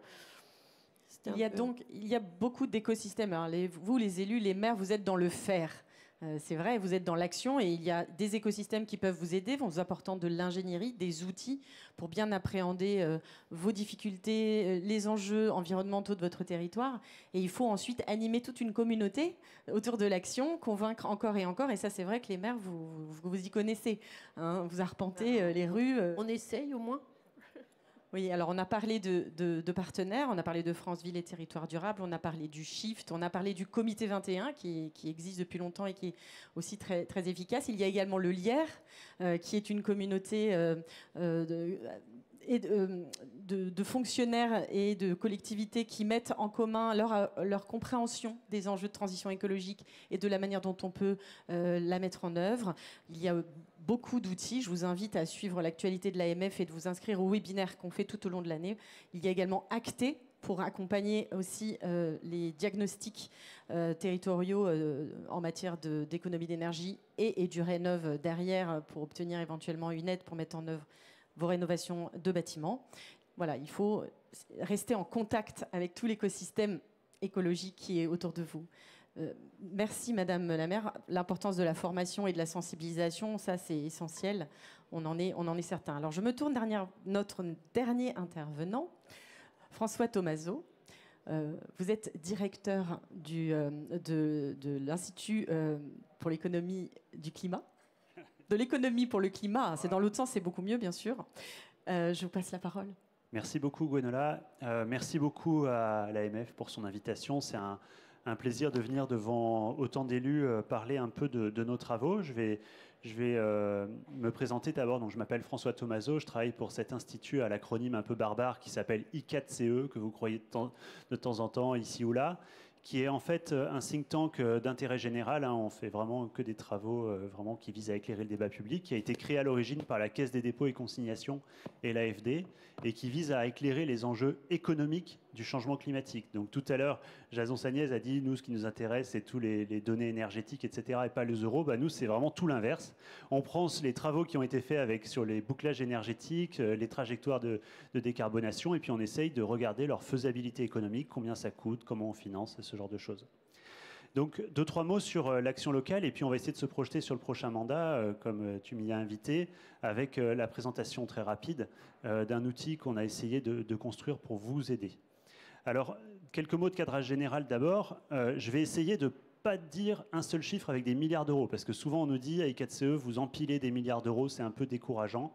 Et donc, je vais essayer de pas tomber dans ce piège cette fois-ci. Donc, je vais rentrer dans des appréciations plus qualitatives. Et ce qu'on peut dire dans nos travaux, et on a publié des chiffres tout récemment la semaine dernière, c'est qu'on est en train d'arriver au bilan d'un mandat qui est positif du point de vue de l'action des collectivités locales pour le climat. Ça, on le voit à travers le thermomètre de l'investissement que vous avez fait sur les principaux sujets de décarbonation. On a beaucoup parlé de rénovation depuis le début, mais on peut parler aussi mobilité, on peut parler énergie. Ça, on est capable de le mesurer. On a des chiffres, on a des milliards d'euros, on peut vous le montrer. Pourquoi? Ce n'est pas arrivé par magie. Alors, c'est arrivé d'abord parce qu'il y a des élus engagés. On le sent dans cette salle depuis le début.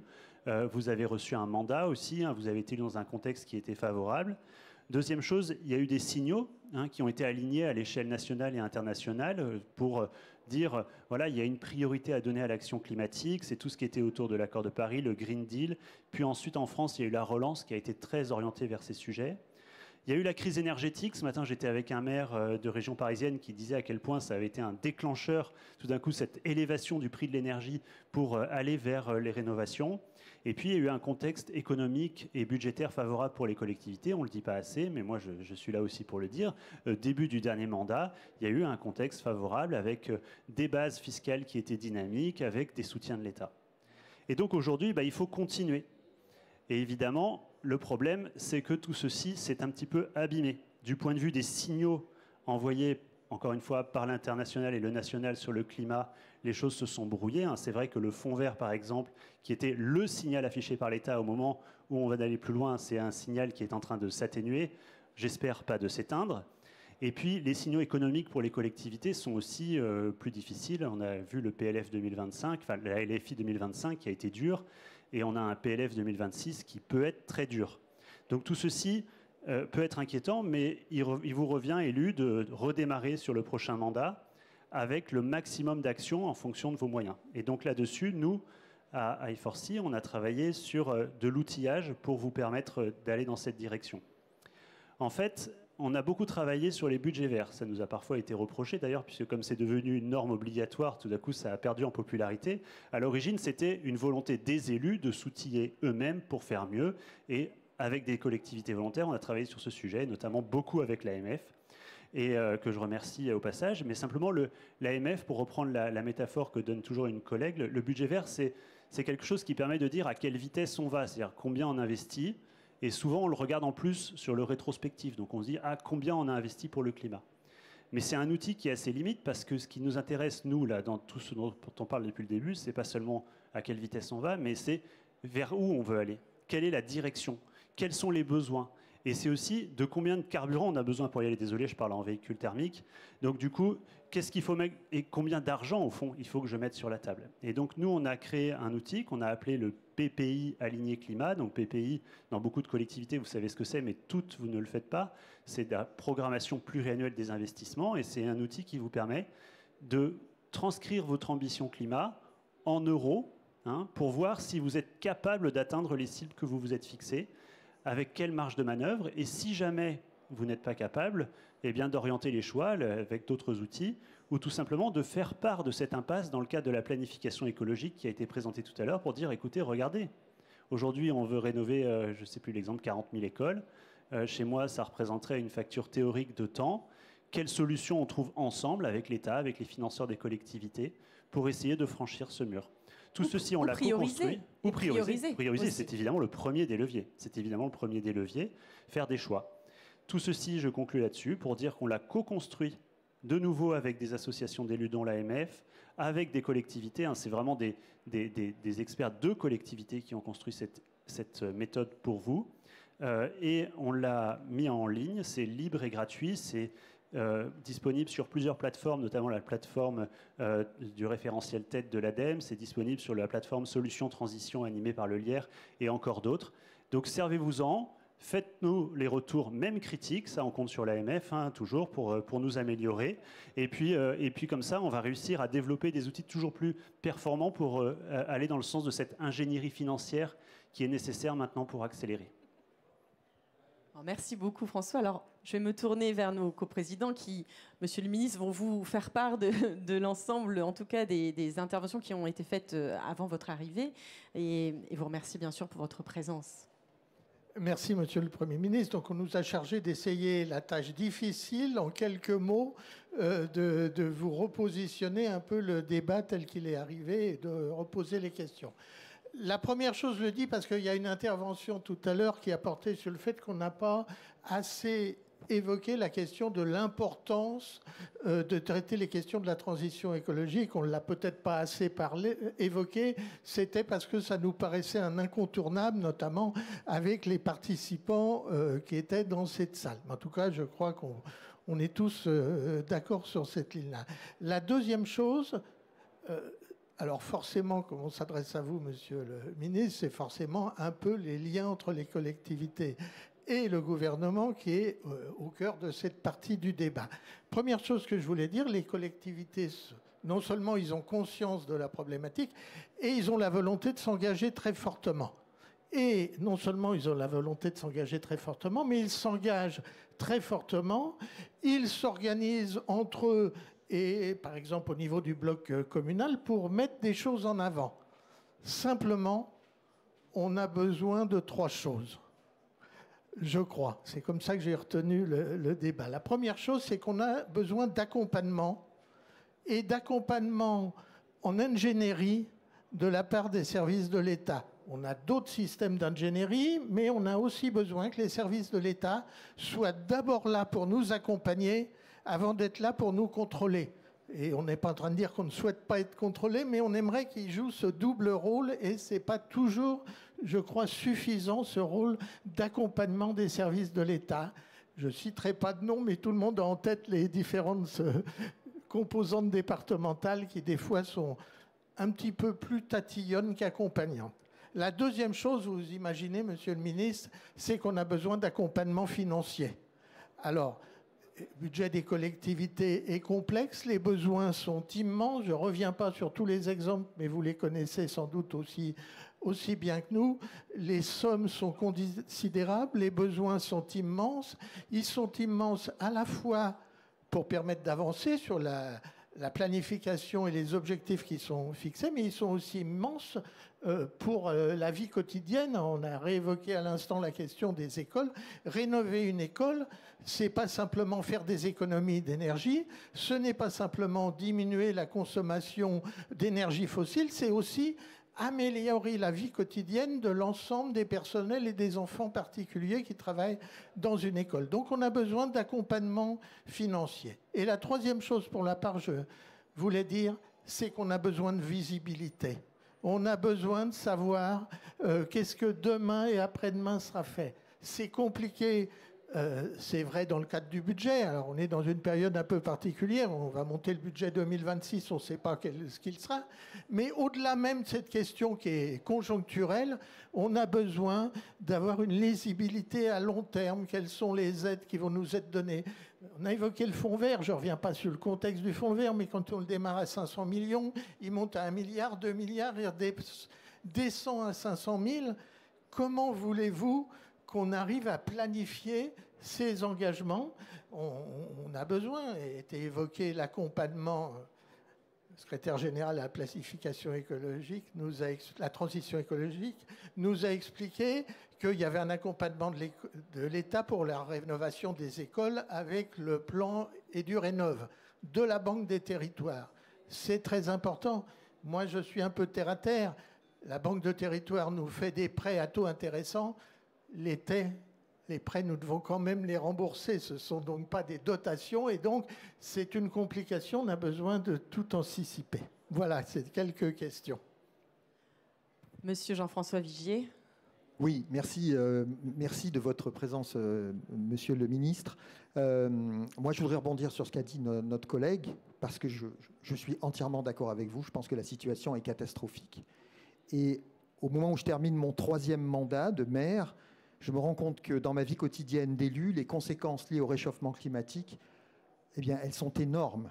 Ma ville a été inondée 2 fois, les canicules dans les salles de classe, la multiplication des sangliers, voilà, dont on sait que le réchauffement climatique augmente les cycles de reproduction et que c'est une des conséquences de la présence en très grand nombre de ces animaux dans nos villes, dans nos cœurs de ville. Et puis, c'est bien qu'on aborde la question du financement, parce que pour moi, c'est une question essentielle dès lors que la situation est catastrophique. Comment on fait pour avancer rapidement et dans l'urgence? Alors, François Thomazeau n'a pas rappelé des chiffres qui, moi, me servent d'exemple depuis maintenant très longtemps, depuis qu'ils ont été publiés. Et c'est qu'ICAD-CE expliquait en 2020 qu'il fallait que les collectivités locales investissent 12 milliards par an entre 2020 et 2030 pour financer la transition. Et fin 2023, on a connu un pic. Ce pic, c'était, on a tutoyé les 10 milliards, en gros. Donc, on était vraiment pas mal. Mais depuis, on est en chute. Et ICAD-CE nous a réexpliqué il y a 1 an, dans un nouveau rapport, eh bien, qu'il fallait investir 19 milliards entre 2024 et 2030. Donc les 120 milliards, c'est plus en 10 ans, c'est en 6 ans. Et nous, quelle est notre situation, élus locaux, les maires? Nous, déjà, nous sommes limités dans notre capacité financière en raison de notre assèchement de ressources fiscales. On n'a plus de taxe d'habitation. Et moi, honnêtement, si je réunis mes habitants dans une réunion publique dans ma commune pour leur dire, les amis, il y a une urgence climatique, il faut qu'on mette le paquet, qui va m'écouter dans la salle? Qui est prêt à faire un effort? Ceux qui payent la taxe foncière. C'est eux qu'on va mobiliser. Et moi, je crois beaucoup au contrat fiscal pour agir dans l'urgence. C'est ça qui nous permet d'agir. La deuxième raison, c'est nous votons des budgets en équilibre et notre endettement, il est limité. Et cette notion, pour moi, elle est essentielle. Parce que l'année où nous devons mettre en œuvre les budgets verts, c'est-à-dire, en gros, on allume un énorme projecteur sur nos documents budgétaires et on voit apparaître nos dépenses vertes et nos dépenses grises, si on ne peut pas appuyer sur l'accélérateur pour nous endetter, pour faire tous ces investissements qui sont essentiels, qu'est-ce qu'on fera? Donc, en l'état actuel, moi je vous le dis, hein, et il faut le dire, la transition écologique, on la fera, mais en 30 ans, ou en 40, ou en 50 ans. Mais après tout, voilà, c'est tout. C'est un constat, il faut le dire. Mais en tout cas, on ne peut pas la faire en 5 ou 6 ans, parce qu'on n'a pas les moyens. Et alors surtout, moi je vous le dis, enfin c'est ce que je dis dans ma commune, au service de l'État, protégeons-nous, hein. Le fonds vert n'est pas l'outil de financement de la transition écologique. Si nous disons ça, nous nous mettons en danger. Parce que passer de 2,5 millions à bientôt moins d'1 million, 2 milliards à moins d'1 milliard en 2 ans, et en plus, je ne sais pas si vous avez reçu le coup de téléphone des services de l'État qui vous dit « Bon, je ne vous mets pas sur le fonds vert, mais je vais vous mettre sur la DETR ou sur la DSIL. Ouais, on va trouver une solution. » Non, non, ça ne vient pas s'ajouter aux autres subventions. Donc, soyons très prudents. Surtout protégeons-nous, mais surtout affirmons un principe. Et ça, monsieur le ministre, il faut vraiment, vraiment faire remonter. Nous avons besoin de financements pérennes. Parce que la pluriannualité dans la transition écologique, elle est essentielle. C'est le moteur. Et si nous n'avons pas de pluriannualité, si nous ne pouvons pas faire cette prévisibilité, on va dans le mur. On va dans le mur vis-à-vis du climat et vis-à-vis de nos concitoyens. Alors, Monsieur le Président, vous évoquiez aussi, quand on a préparé, la question des normes qui continuent à descendre sur les collectivités avec autant d'exigences qu'auparavant, malgré les conditions économiques plus difficiles. Monsieur le Ministre. Merci Madame, merci Messieurs les maires pour votre accueil. Mesdames et Messieurs, merci beaucoup. D'abord, je voudrais dire que vous êtes les premiers agents de la transition écologique. En réalité, les agents de la transition écologique, c'est évidemment l'État, les administrations centrales, mais c'est d'abord dans les municipalités.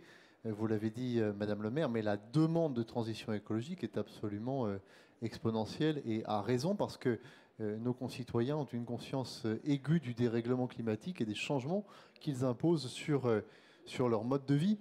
Et moi, je suis intimement convaincu que c'est le niveau local qui permettra d'apporter des réponses extrêmement concrètes à nos concitoyens. Mais encore faut-il en effet, messieurs les maires, vous avez raison, que l'État vous en donne pleinement les moyens. Vous dites que la situation est catastrophique. Je suis un peu moins d'accord avec vous, monsieur le maire, parce que, regardez par exemple, le fonds vert, ce sont quand même des milliers de communes qui ont été aidées depuis 2022. C'est plus de 4 milliards d'euros d'investissement, plus de la moitié dans les communes rurales. Il est en effet en diminution pour l'an prochain, mais je rappelle que ce sont les parlementaires qui feront le débat parlementaire et ce projet de budget est un projet de budget perfectible, comme l'a dit le Premier ministre lui-même, et ça n'est donc qu'un point de départ. Mais ce qui est important de rappeler également, c'est que l'argent de l'État, ça doit aussi être un levier. Et on ne fera pas la transition écologique uniquement grâce à des crédits publics. On la fera grâce à des crédits privés. Vous évoquiez les sujets de financement pluriannuel. Il y a maintenant dans les documents budgétaires un document qui s'appelle la SPAFT, spécialistes le connaissent, un chiffre. En 2024, la décarbonation, c'est environ 115 milliards d'euros, donc 15 milliards d'euros seulement par des crédits publics. Le reste, ce sont des financements privés. Donc, moi, je suis intimement convaincu que les financements publics doivent servir de levier pour aller chercher des financements privés, pour aller chercher des financements ou des prêts parapublics, mais ils ne peuvent pas être les seuls vecteurs de la transition écologique. Après, sur les sujets de simplification, est-ce que ce que l'État a fait est assez concerté? Est-ce que ce que l'État a fait est assez souple? Est-ce que ce que l'État a fait est assez visible? Non, et 3 fois non. Et il faut évidemment nous améliorer. Et c'est d'ailleurs la raison pour laquelle le Premier ministre a décidé d'une grande loi de décentralisation. Et c'est dans le cadre de ces travaux que moi, modestement, je suis à votre entière écoute pour voir ce qui fonctionne, ce qui ne fonctionne pas, et voir quels sont les leviers qu'on peut essayer d'activer pour que ce que fait l'État, il ne le fasse pas contre les collectivités, mais pour l'intérêt général. Parce que ce qui compte dans le fond, et ce que vous avez tous et tous dit, c'est que les collectivités, l'État, les citoyens sont engagés en faveur de la transition écologique. C'est déjà un point très positif. On est tous d'accord pour atteindre l'objectif. Alors oui, il y a des freins, il y a des réticences, il y a des difficultés administratives, mais il faut que nous puissions les surmonter ensemble sur la territorialisation. La traque que vous avez évoquée, auquel vous faisiez référence, Madame, je rappelle que ça n'est pas une trajectoire juridiquement opposable. Et je pense qu'il est important de le redire devant vous, de redire également qu'il y a des possibilités d'adaptation qui sont offertes avec le patch 4 degrés notamment, en vous rappelant également qu'il ne faut pas non plus décourager les collectivités qui sont d'ores et déjà engagées dans une trajectoire qui est une trajectoire vertueuse. Je crois que sur les aspects décrétaux, le Premier ministre fera des annonces demain, mais incontestablement, il faut qu'il y ait de l'assouplissement à la fois sur les normes et sur les délais, mais sans rien renier pour autant des exigences environnementales. En tout cas, moi, le message que je suis venu passer devant vous, c'est que nous avons besoin de vous. On ne fera pas la transition écologique sans les maires de France, sans les idées des maires de France, parce que les maires de France sont les premiers à être à portée de leurs concitoyens et de savoir ce dont les concitoyens ont besoin en matière de transition écologique. Parce que si on ne fera pas la transition contre les maires, on ne la fera pas non plus contre les citoyens. Et on ne la fera pas depuis Paris avec des normes que personne ne comprend. Donc moi, je suis modestement à votre entière disposition pour voir ce qui fonctionne, parce qu'il y a quand même des choses qui fonctionnent, et il faut le dire et le redire, et de voir ensuite, au plan territorial, comment on peut essayer de nous améliorer. Sur le fonds vert, par exemple, moi j'ai rencontré beaucoup de préfets qui m'ont dit on aurait besoin d'avoir un petit peu plus de souplesse, parce que le pilotage vertical, mission par mission, impose parfois que les préfets ils sélectionnent des projets plutôt que d'autres, parce que ça répond à la commande de Paris. La question, c'est pas que ça réponde à la commande de Paris. C'est est-ce que le projet est utile pour vos concitoyens ou est-ce qu'ils ne le sont pas. Donc, laissons un petit peu plus de latitude au préfet. Et encore une fois, sur les questions budgétaires, je crois que le projet de budget, mais vous le savez mieux que quiconque, est un point de départ plutôt qu'un point d'arrivée. Merci, Monsieur le Ministre. Alors, ce qui a été évidemment beaucoup dit aussi, c'était il y a beaucoup de plans, beaucoup de programmes, beaucoup de schématologie, mais nous, on a envie de faire. Et on a envie plus de faire que de faire des schémas. Donc l'action locale, elle est appelée à pouvoir être libérée. Et donc voilà, je vous retransmets également ce message. Nous allons maintenant proposer aux participants s'ils ont des questions, peut-être, dans la salle. Une question là-bas. Très bien, merci madame de vous présenter. Bonjour, Stéphanie Doyen, maire de la commune de Saint-Pierre-Quiberon, sur la presqu'île de Quiberon. Alors je suis pas tout à fait d'accord avec vous, Monsieur le Ministre. En revanche, je suis d'accord avec mon collègue de tout à l'heure. Je trouve que la situation, elle est très grave. Mais vraiment. Et à vous écouter, en fait, on a l'impression qu'en fait, non, c'est pas si mal. Ben moi, je pense que si la situation, elle est très grave, nous sommes très en retard sur la transition. Très en retard. Et moi, ce qui me gêne beaucoup, c'est qu'aujourd'hui, alors là, je vais prendre un petit peu plus de hauteur par rapport à la thématique de départ sur les mandats. On ne parle pas d'aménagement du territoire en France. Avant, il y avait une institution qui s'appelait la DATAR. J'y ai travaillé. Et on n'a pas de vision de l'État à long terme sur une politique des mobilités, sur une politique de transition agricole. On est là à parler de plus 4 degrés. Je pense qu'aucun d'entre nous dans cette salle ne se rend compte de ce que c'est que la France a plus 4 degrés. Je pense que personne ne le sait. Mais nos enfants vont le savoir, et nos petits-enfants aussi. Et moi, c'est ça qui m'embête vraiment. Je ne nous trouve pas à la hauteur aujourd'hui. Nos parlementaires ne sont pas à la hauteur. Nos gouvernants ne sont pas à la hauteur de la situation.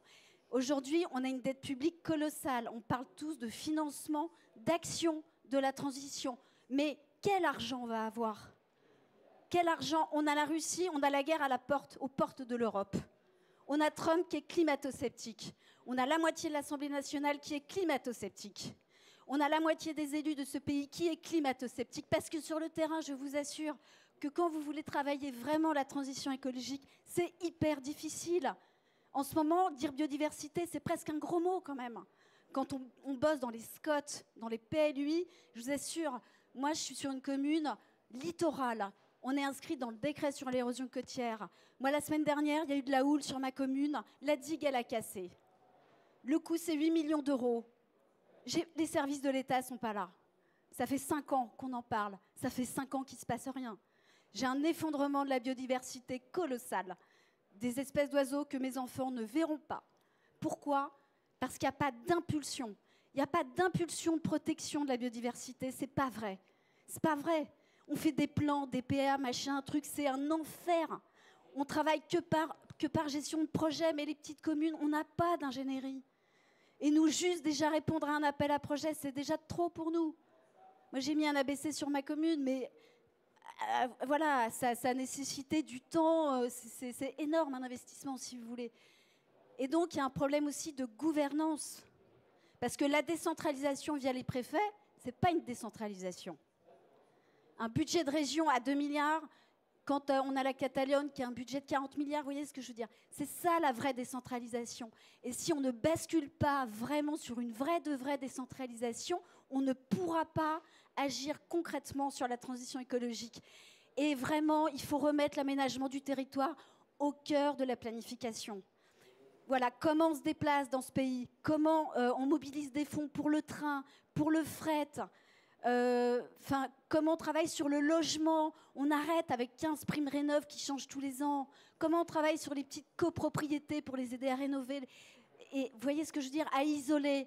Donc vraiment, il faut de l'impulsion Voilà, quand moi je suis pas anti-chasseur par exemple, mais quand j'ai des autorisations de chasse dans des zones avec un arrêté de protection de biotope, moi je suis désolée, ça m'interpelle. Elle est où la protection de la biodiversité? Donc voilà, c'est tout ça que je veux dire. Pardon, je suis un petit peu voilà, mais parce que ça me tient à cœur et on n'est pas bon. Voilà. Merci madame. Je vous laisse. Monsieur, bonjour, présentez-vous. Oui, bonjour à toutes et à tous, bonjour Monsieur le Ministre. Je suis maire d'une petite commune de 950 habitants dans la Haute-Garonne et j'ai la chance d'être en Haute-Garonne. Pourquoi j'ai cette chance? Alors déjà, sur le terme transition écologique, je pense que le terme n'est pas bon. En Haute-Garonne, nous employons un terme, le président du département de Haute-Garonne emploie le terme de bifurcation écologique. Aujourd'hui, la transition, c'est le ventre mou de l'action. Aujourd'hui, il faut changer de chemin, il faut changer de route. Je n'ai aucune étiquette politique, je suis un homme libre. Mais aujourd'hui, effectivement, je rejoins la dame qui vient de s'exprimer, l'heure est quand même très grave. On remarque en Haute-Garonne, par exemple, qu'il y a la Garonne qui baisse d'étiage d'une façon monumentale. Et je disais que j'avais de la chance d'être en Haute-Garonne, pourquoi? Quand nous faisons une rénovation, une construction, peu importe, nous sommes aidés envers l'État, même avec le fonds vert, à hauteur de 30%. Le département de Haute-Garonne a décidé d'aider les communes dans l'aménagement du territoire à 50% quand on utilise des matériaux biosourcés et quand on rénove énergétiquement des bâtiments de façon avec des diagnostics, etc., mais 50% de financement. Tellement qu'on arrive des fois à avoir 80% sur des rénovations ou constructions de bâtiments. Aujourd'hui, pour ma part, je trouve que l'État ne montre pas l'exemple et ne montre pas le chemin aux autres départements. J'ai aussi la chance d'être dans un département de Garonne avec une communauté d'agglomération qui s'appelle le Sicoval, qui est la plus vieille intercommunalité de France et qui est exemplaire à ce sujet. Pour moi, une commune de 950 habitants, j'ai eu la chance de faire un atlas de la biodiversité.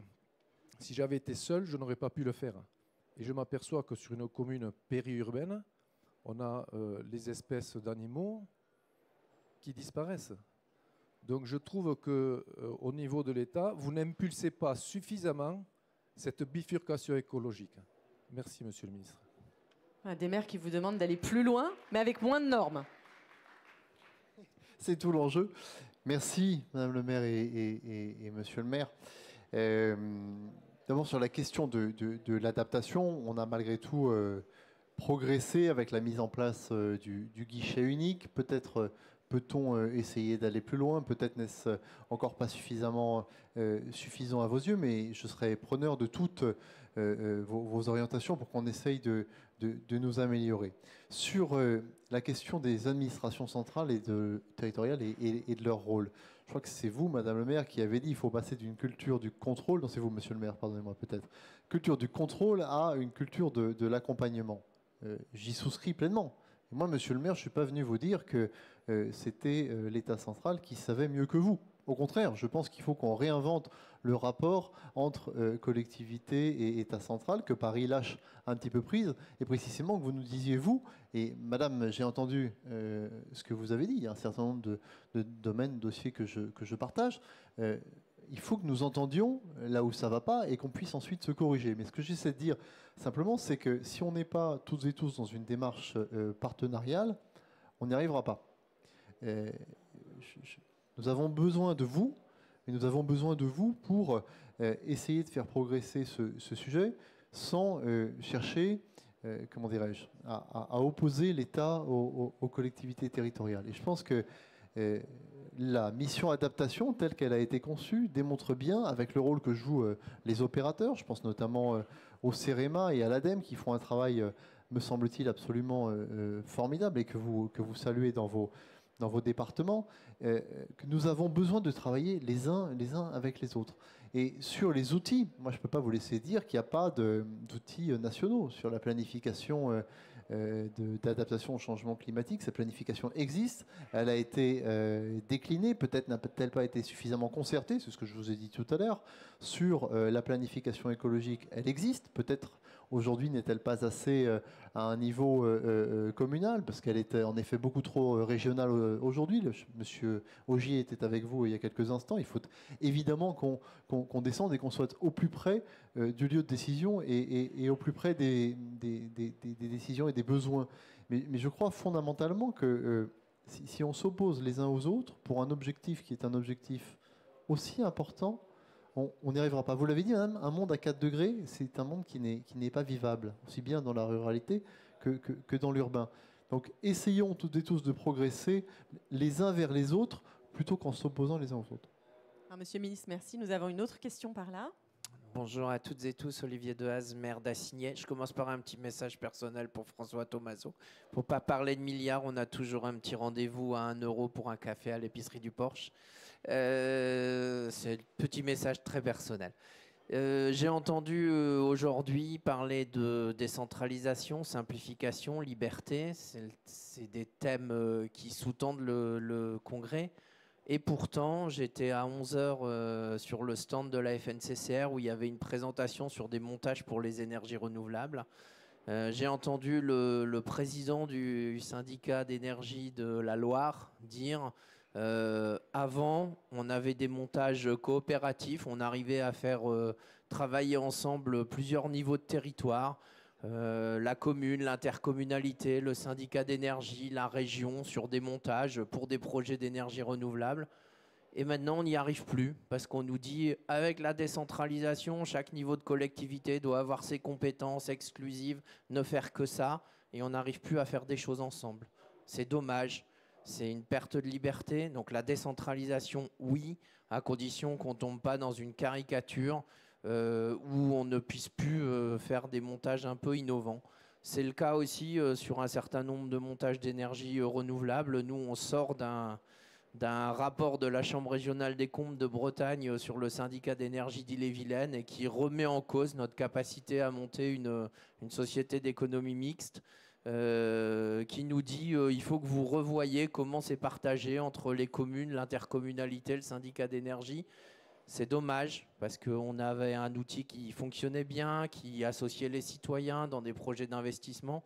Donc je suis fondamentalement décentralisateur, mais il ne faut pas que la décentralisation elle se termine par moins de capacité à faire simplement parce qu'on affecte à chacun des choses à faire un peu unilatéralement, des compétences totalement exclusives et qu'on puisse plus trouver des montages coopératifs entre tous les niveaux de territoire, où les communes aient toute leur place, les intercos aussi, et des groupements intercommunaux aussi. Et il y a vraiment ce sujet-là qu'il faut qu'on arrive à travailler. Un besoin de souplesse alors, Monsieur le ministre. Voulez-vous ? Il y a une autre question, je crois, monsieur. Oui, merci de me donner la parole. Bonjour à tous, Monsieur le ministre. Donc, je suis Jean-Luc Soula, élu en Haute-Savoie, petite commune dans la grande agglomération de Genève. En fait, je voulais plaider une cause, c'est pour une alliée très forte dans la transition écologique, c'est la forêt. C'est une alliée très forte, mais en fait, cette alliée, elle est fragilisée. Enfin, vous le savez, je pense que vous savez de vous en faire part régulièrement. Cette forêt, dans bien des endroits, alors en Haute-Savoie, mais comme ailleurs, par les crises sanitaires, par le réchauffement climatique. Or, on en a besoin pour des tas de raisons que je ne vais pas développer, parce que je pense que à peu près tout le monde le sait. Donc, il faut effectivement faire attention à cette forêt. On se bat régulièrement pour préserver les ressources de l'Office national des forêts. Où de temps en temps, il y a un plan qui dit qu'il faudrait supprimer le nombre d'agents. Alors moi, les agents forestiers sur le terrain, j'en ai besoin, ils nous aident énormément. Et puis, il y a aussi une autre problématique, c'est la forêt privée. La forêt publique est à peu près bien gérée, il y a des petites améliorations, mais il y a la forêt privée. Je connais bien les essences d'arbres, mais moi, un arbre d'une forêt publique et un arbre d'une forêt privée, je ne sais pas faire la différence. Nos forêts se jouxtent. Hein, dans ma commune, les forêts privées jouxtent de la forêt communale. Or, forcément, à un moment donné, l'entretien ne se fait pas bien. Donc, il y a des mesures à prendre. Hein. Je pense que les fédérations n'en ont fait pas. Des mesures à prendre pour justement rendre la forêt privée de plus en plus gérable. Dans ma commune, j'ai de multiples parcelles forestières et les gens ne savent pas forcément qu'ils possèdent une forêt. Donc il y a un vrai sujet, il y a des solutions fiscales. Aujourd'hui, les gens ne reçoivent pas leurs taxes liées à la forêt, et du coup, ils ignorent même qu'ils en possèdent. Donc il y a des pistes d'amélioration de ce côté-là. Et n'oublions pas, voilà, la forêt, c'est notre meilleur atout, notre meilleur allié en ce moment par rapport au réchauffement climatique. Merci. Alors, merci, monsieur le maire. Peut-être déjà un élément de réponse, et puis on fera un tour avec nos intervenants précédents. Merci beaucoup. Oui, sur la décentralisation, je partage, hein, monsieur le maire, vous avez raison. Il ne faut pas que les mesures qui soient prises aient pour objectif et pour finalité de complexifier in fine l'action publique. Si on décentralise, c'est pour que l'action soit plus lisible et pour que chaque strate ait accès à plus de responsabilités dans tous les sens du terme. Mais moi, intuitivement, ce que je me dis, c'est que quand on veut simplifier, quand on veut aller vite et faire bien, parce que simplifier, ça n'est pas déréguler en matière écologique. On peut avoir la même ambition environnementale avec les mêmes normes, mais en le faisant beaucoup plus rapidement. Et ma conviction, c'est que quand on veut faire vite et qu'on fait bien, on y arrive dans ce pays. On y est arrivé pour les Jeux Olympiques et on y est arrivé pour Notre-Dame de Paris. Donc il n'y a pas de raison qu'on n'y arrive pas demain pour la transition écologique. Moi, cette semaine, j'ai lancé une première mission, mais c'est pour le volet industriel notamment, mais je pense que ça peut s'appliquer aussi aux collectivités, c'est le volet de l'autorisation environnementale. On est l'un des seuls pays au monde où il y a l'Union européenne, où il y a une double instruction de l'autorisation environnementale, à la fois par l'autorisation des procédures et l'étude d'impact de l'autre. Je me dis que peut-être que si c'était la même personne qui faisait l'étude d'impact et étudiait l'instruction du dossier, peut-être irait-on plus vite et peut-être que les demandes des collectivités dans l'instruction de ces dossiers seraient mieux entendues. Donc il y a des choses à faire qui ne passent pas toujours forcément par la loi. On connaît le contexte politique et je rebondis aussi sur le besoin de stabilité que vous avez collectivement évoqué. Je crois que nous partageons. Donc il y a des choses à faire qui nous permettent de simplifier massivement. Sur les forêts, monsieur, vous avez évidemment pleinement raison. Et je pense qu'il faut aussi mettre en avant la filière bois elle-même, qui est une grande filière d'excellence dans ce pays et qui subit aujourd'hui beaucoup de désagréments qui sont liés à l'économie circulaire autour notamment des matériaux de construction qui conduisent à ce que la forêt subisse des coûts ab initio qui sont extrêmement importants. Et on est en train de travailler sur ce sujet précisément pour faire en sorte que la filière bois, qui est une filière de forte valorisation des déchets, puisse se relever. Merci, monsieur le ministre. Madame Aubin-Sicard, un mot ? Moi, je voudrais vous remercier les uns et les autres pour l'ensemble de vos interventions. Je crois que la question de l'urgence écologique, c'était une évidence pour nous, c'était un présupposé. Et c'est vrai qu'on n'a pas tellement évoqué le sujet, on est parti directement dans les solutions, mais évidemment que pour nous, c'est une évidence et qu'il y a vraiment un devoir impératif d'action, y compris de la part des collectivités, mais pas que les collectivités. On a tous une responsabilité à la fois individuelle et collective. Monsieur Laval ? Monsieur Laval. Pierre Laval, c'est pas une référence pour moi, mais je rigole. Que vous dire si ce n'est que, effectivement, remercier toutes les contributions, mais redire que pour qu'un projet écologique avance, évidemment, il faut aussi en faire un projet de société, un projet humain, et c'est à travers les hommes et les femmes qu'on va y arriver. Et deux exemples très optimistes que nous menons à Laval. On a un partenariat dans nos quartiers populaires avec Banlieue Climat, qui a formé une centaine de jeunes justement à l'urgence climatique pour leur donner les clés de compréhension et puis les clés pour actionner évidemment les leviers de transition, et ça c'est important. Et puis un deuxième exemple, et je vous invite monsieur le ministre à venir nous voir à Laval, c'est 1h10 de train LGV, c'est bas carbone. On développe le plus grand projet de ferme urbaine en bordure du quartier prioritaire de la ville de Saint-Nicolas. Donc c'est un quartier prioritaire avec 20 hectares de nature. Et là, on est en train de développer un maraîchage urbain, une ferme urbaine à travers Territoire Zéro Chômeur, donc une entreprise à but d'emploi. Et donc c'est très vertueux. On embarque les habitants très éloignés de l'emploi pour refaire une activité au service du quartier, c'est-à-dire nourrir les habitants. Bref, c'est cette écologie-là aussi, peut-être des petits pas, certes trop lente, mais qui est très pragmatique et qui trouve un modèle économique nouveau. Et je crois que cette bifurcation, c'était très bien dit. Il faut aussi casser les modèles, sortir d'un capitalisme financier pour aller vers effectivement d'autres modèles économiques qui ont du sens sur nos territoires. Et je crois qu'on sait faire. Donc, partenariat de confiance, action et puis solution. Monsieur le coprésident, encore un mot? Juste un mot. Vous ne l'avez pas dit, monsieur le ministre. Certains nous le disent. Vous attendez tout de l'État. Non, mais je vous ai dit, vous ne l'avez pas dit. Mais ça, parfois, on nous le dit. Je crois que ce qui a été dit aujourd'hui, c'est pas qu'on attend tout de l'État, puisqu'on est conscient de nos responsabilités. Donc, on œuvre, on met en place, etc. On attend quand même un accompagnement de l'État, ce qui n'est pas la même chose. Donc, voilà, je voulais préciser ça. Et je crois que les différentes interventions ont montré l'objectif qu'on s'était donné aujourd'hui, c'était de faire un tour d'horizon et profiter de votre présence, monsieur le ministre, pour vous faire part de nos principales attentes. Merci de les prendre en compte. Merci, monsieur le maire. Madame la maire, Madame Cognier. Madame Souvigné? Non. Moi, je voudrais juste rajouter les COP. Bon, c'est super, hein, sauf que c'est de l'entre-soi à chaque fois. Et on redit la même chose. Et moi, j'ai l'impression qu'on perd notre temps, en fait. On perd de l'argent parce qu'on paye des agents. Le temps, c'est de l'argent. Et donc, est-ce qu'on va faire des COP au niveau communal? Je ne sais pas si ce sera...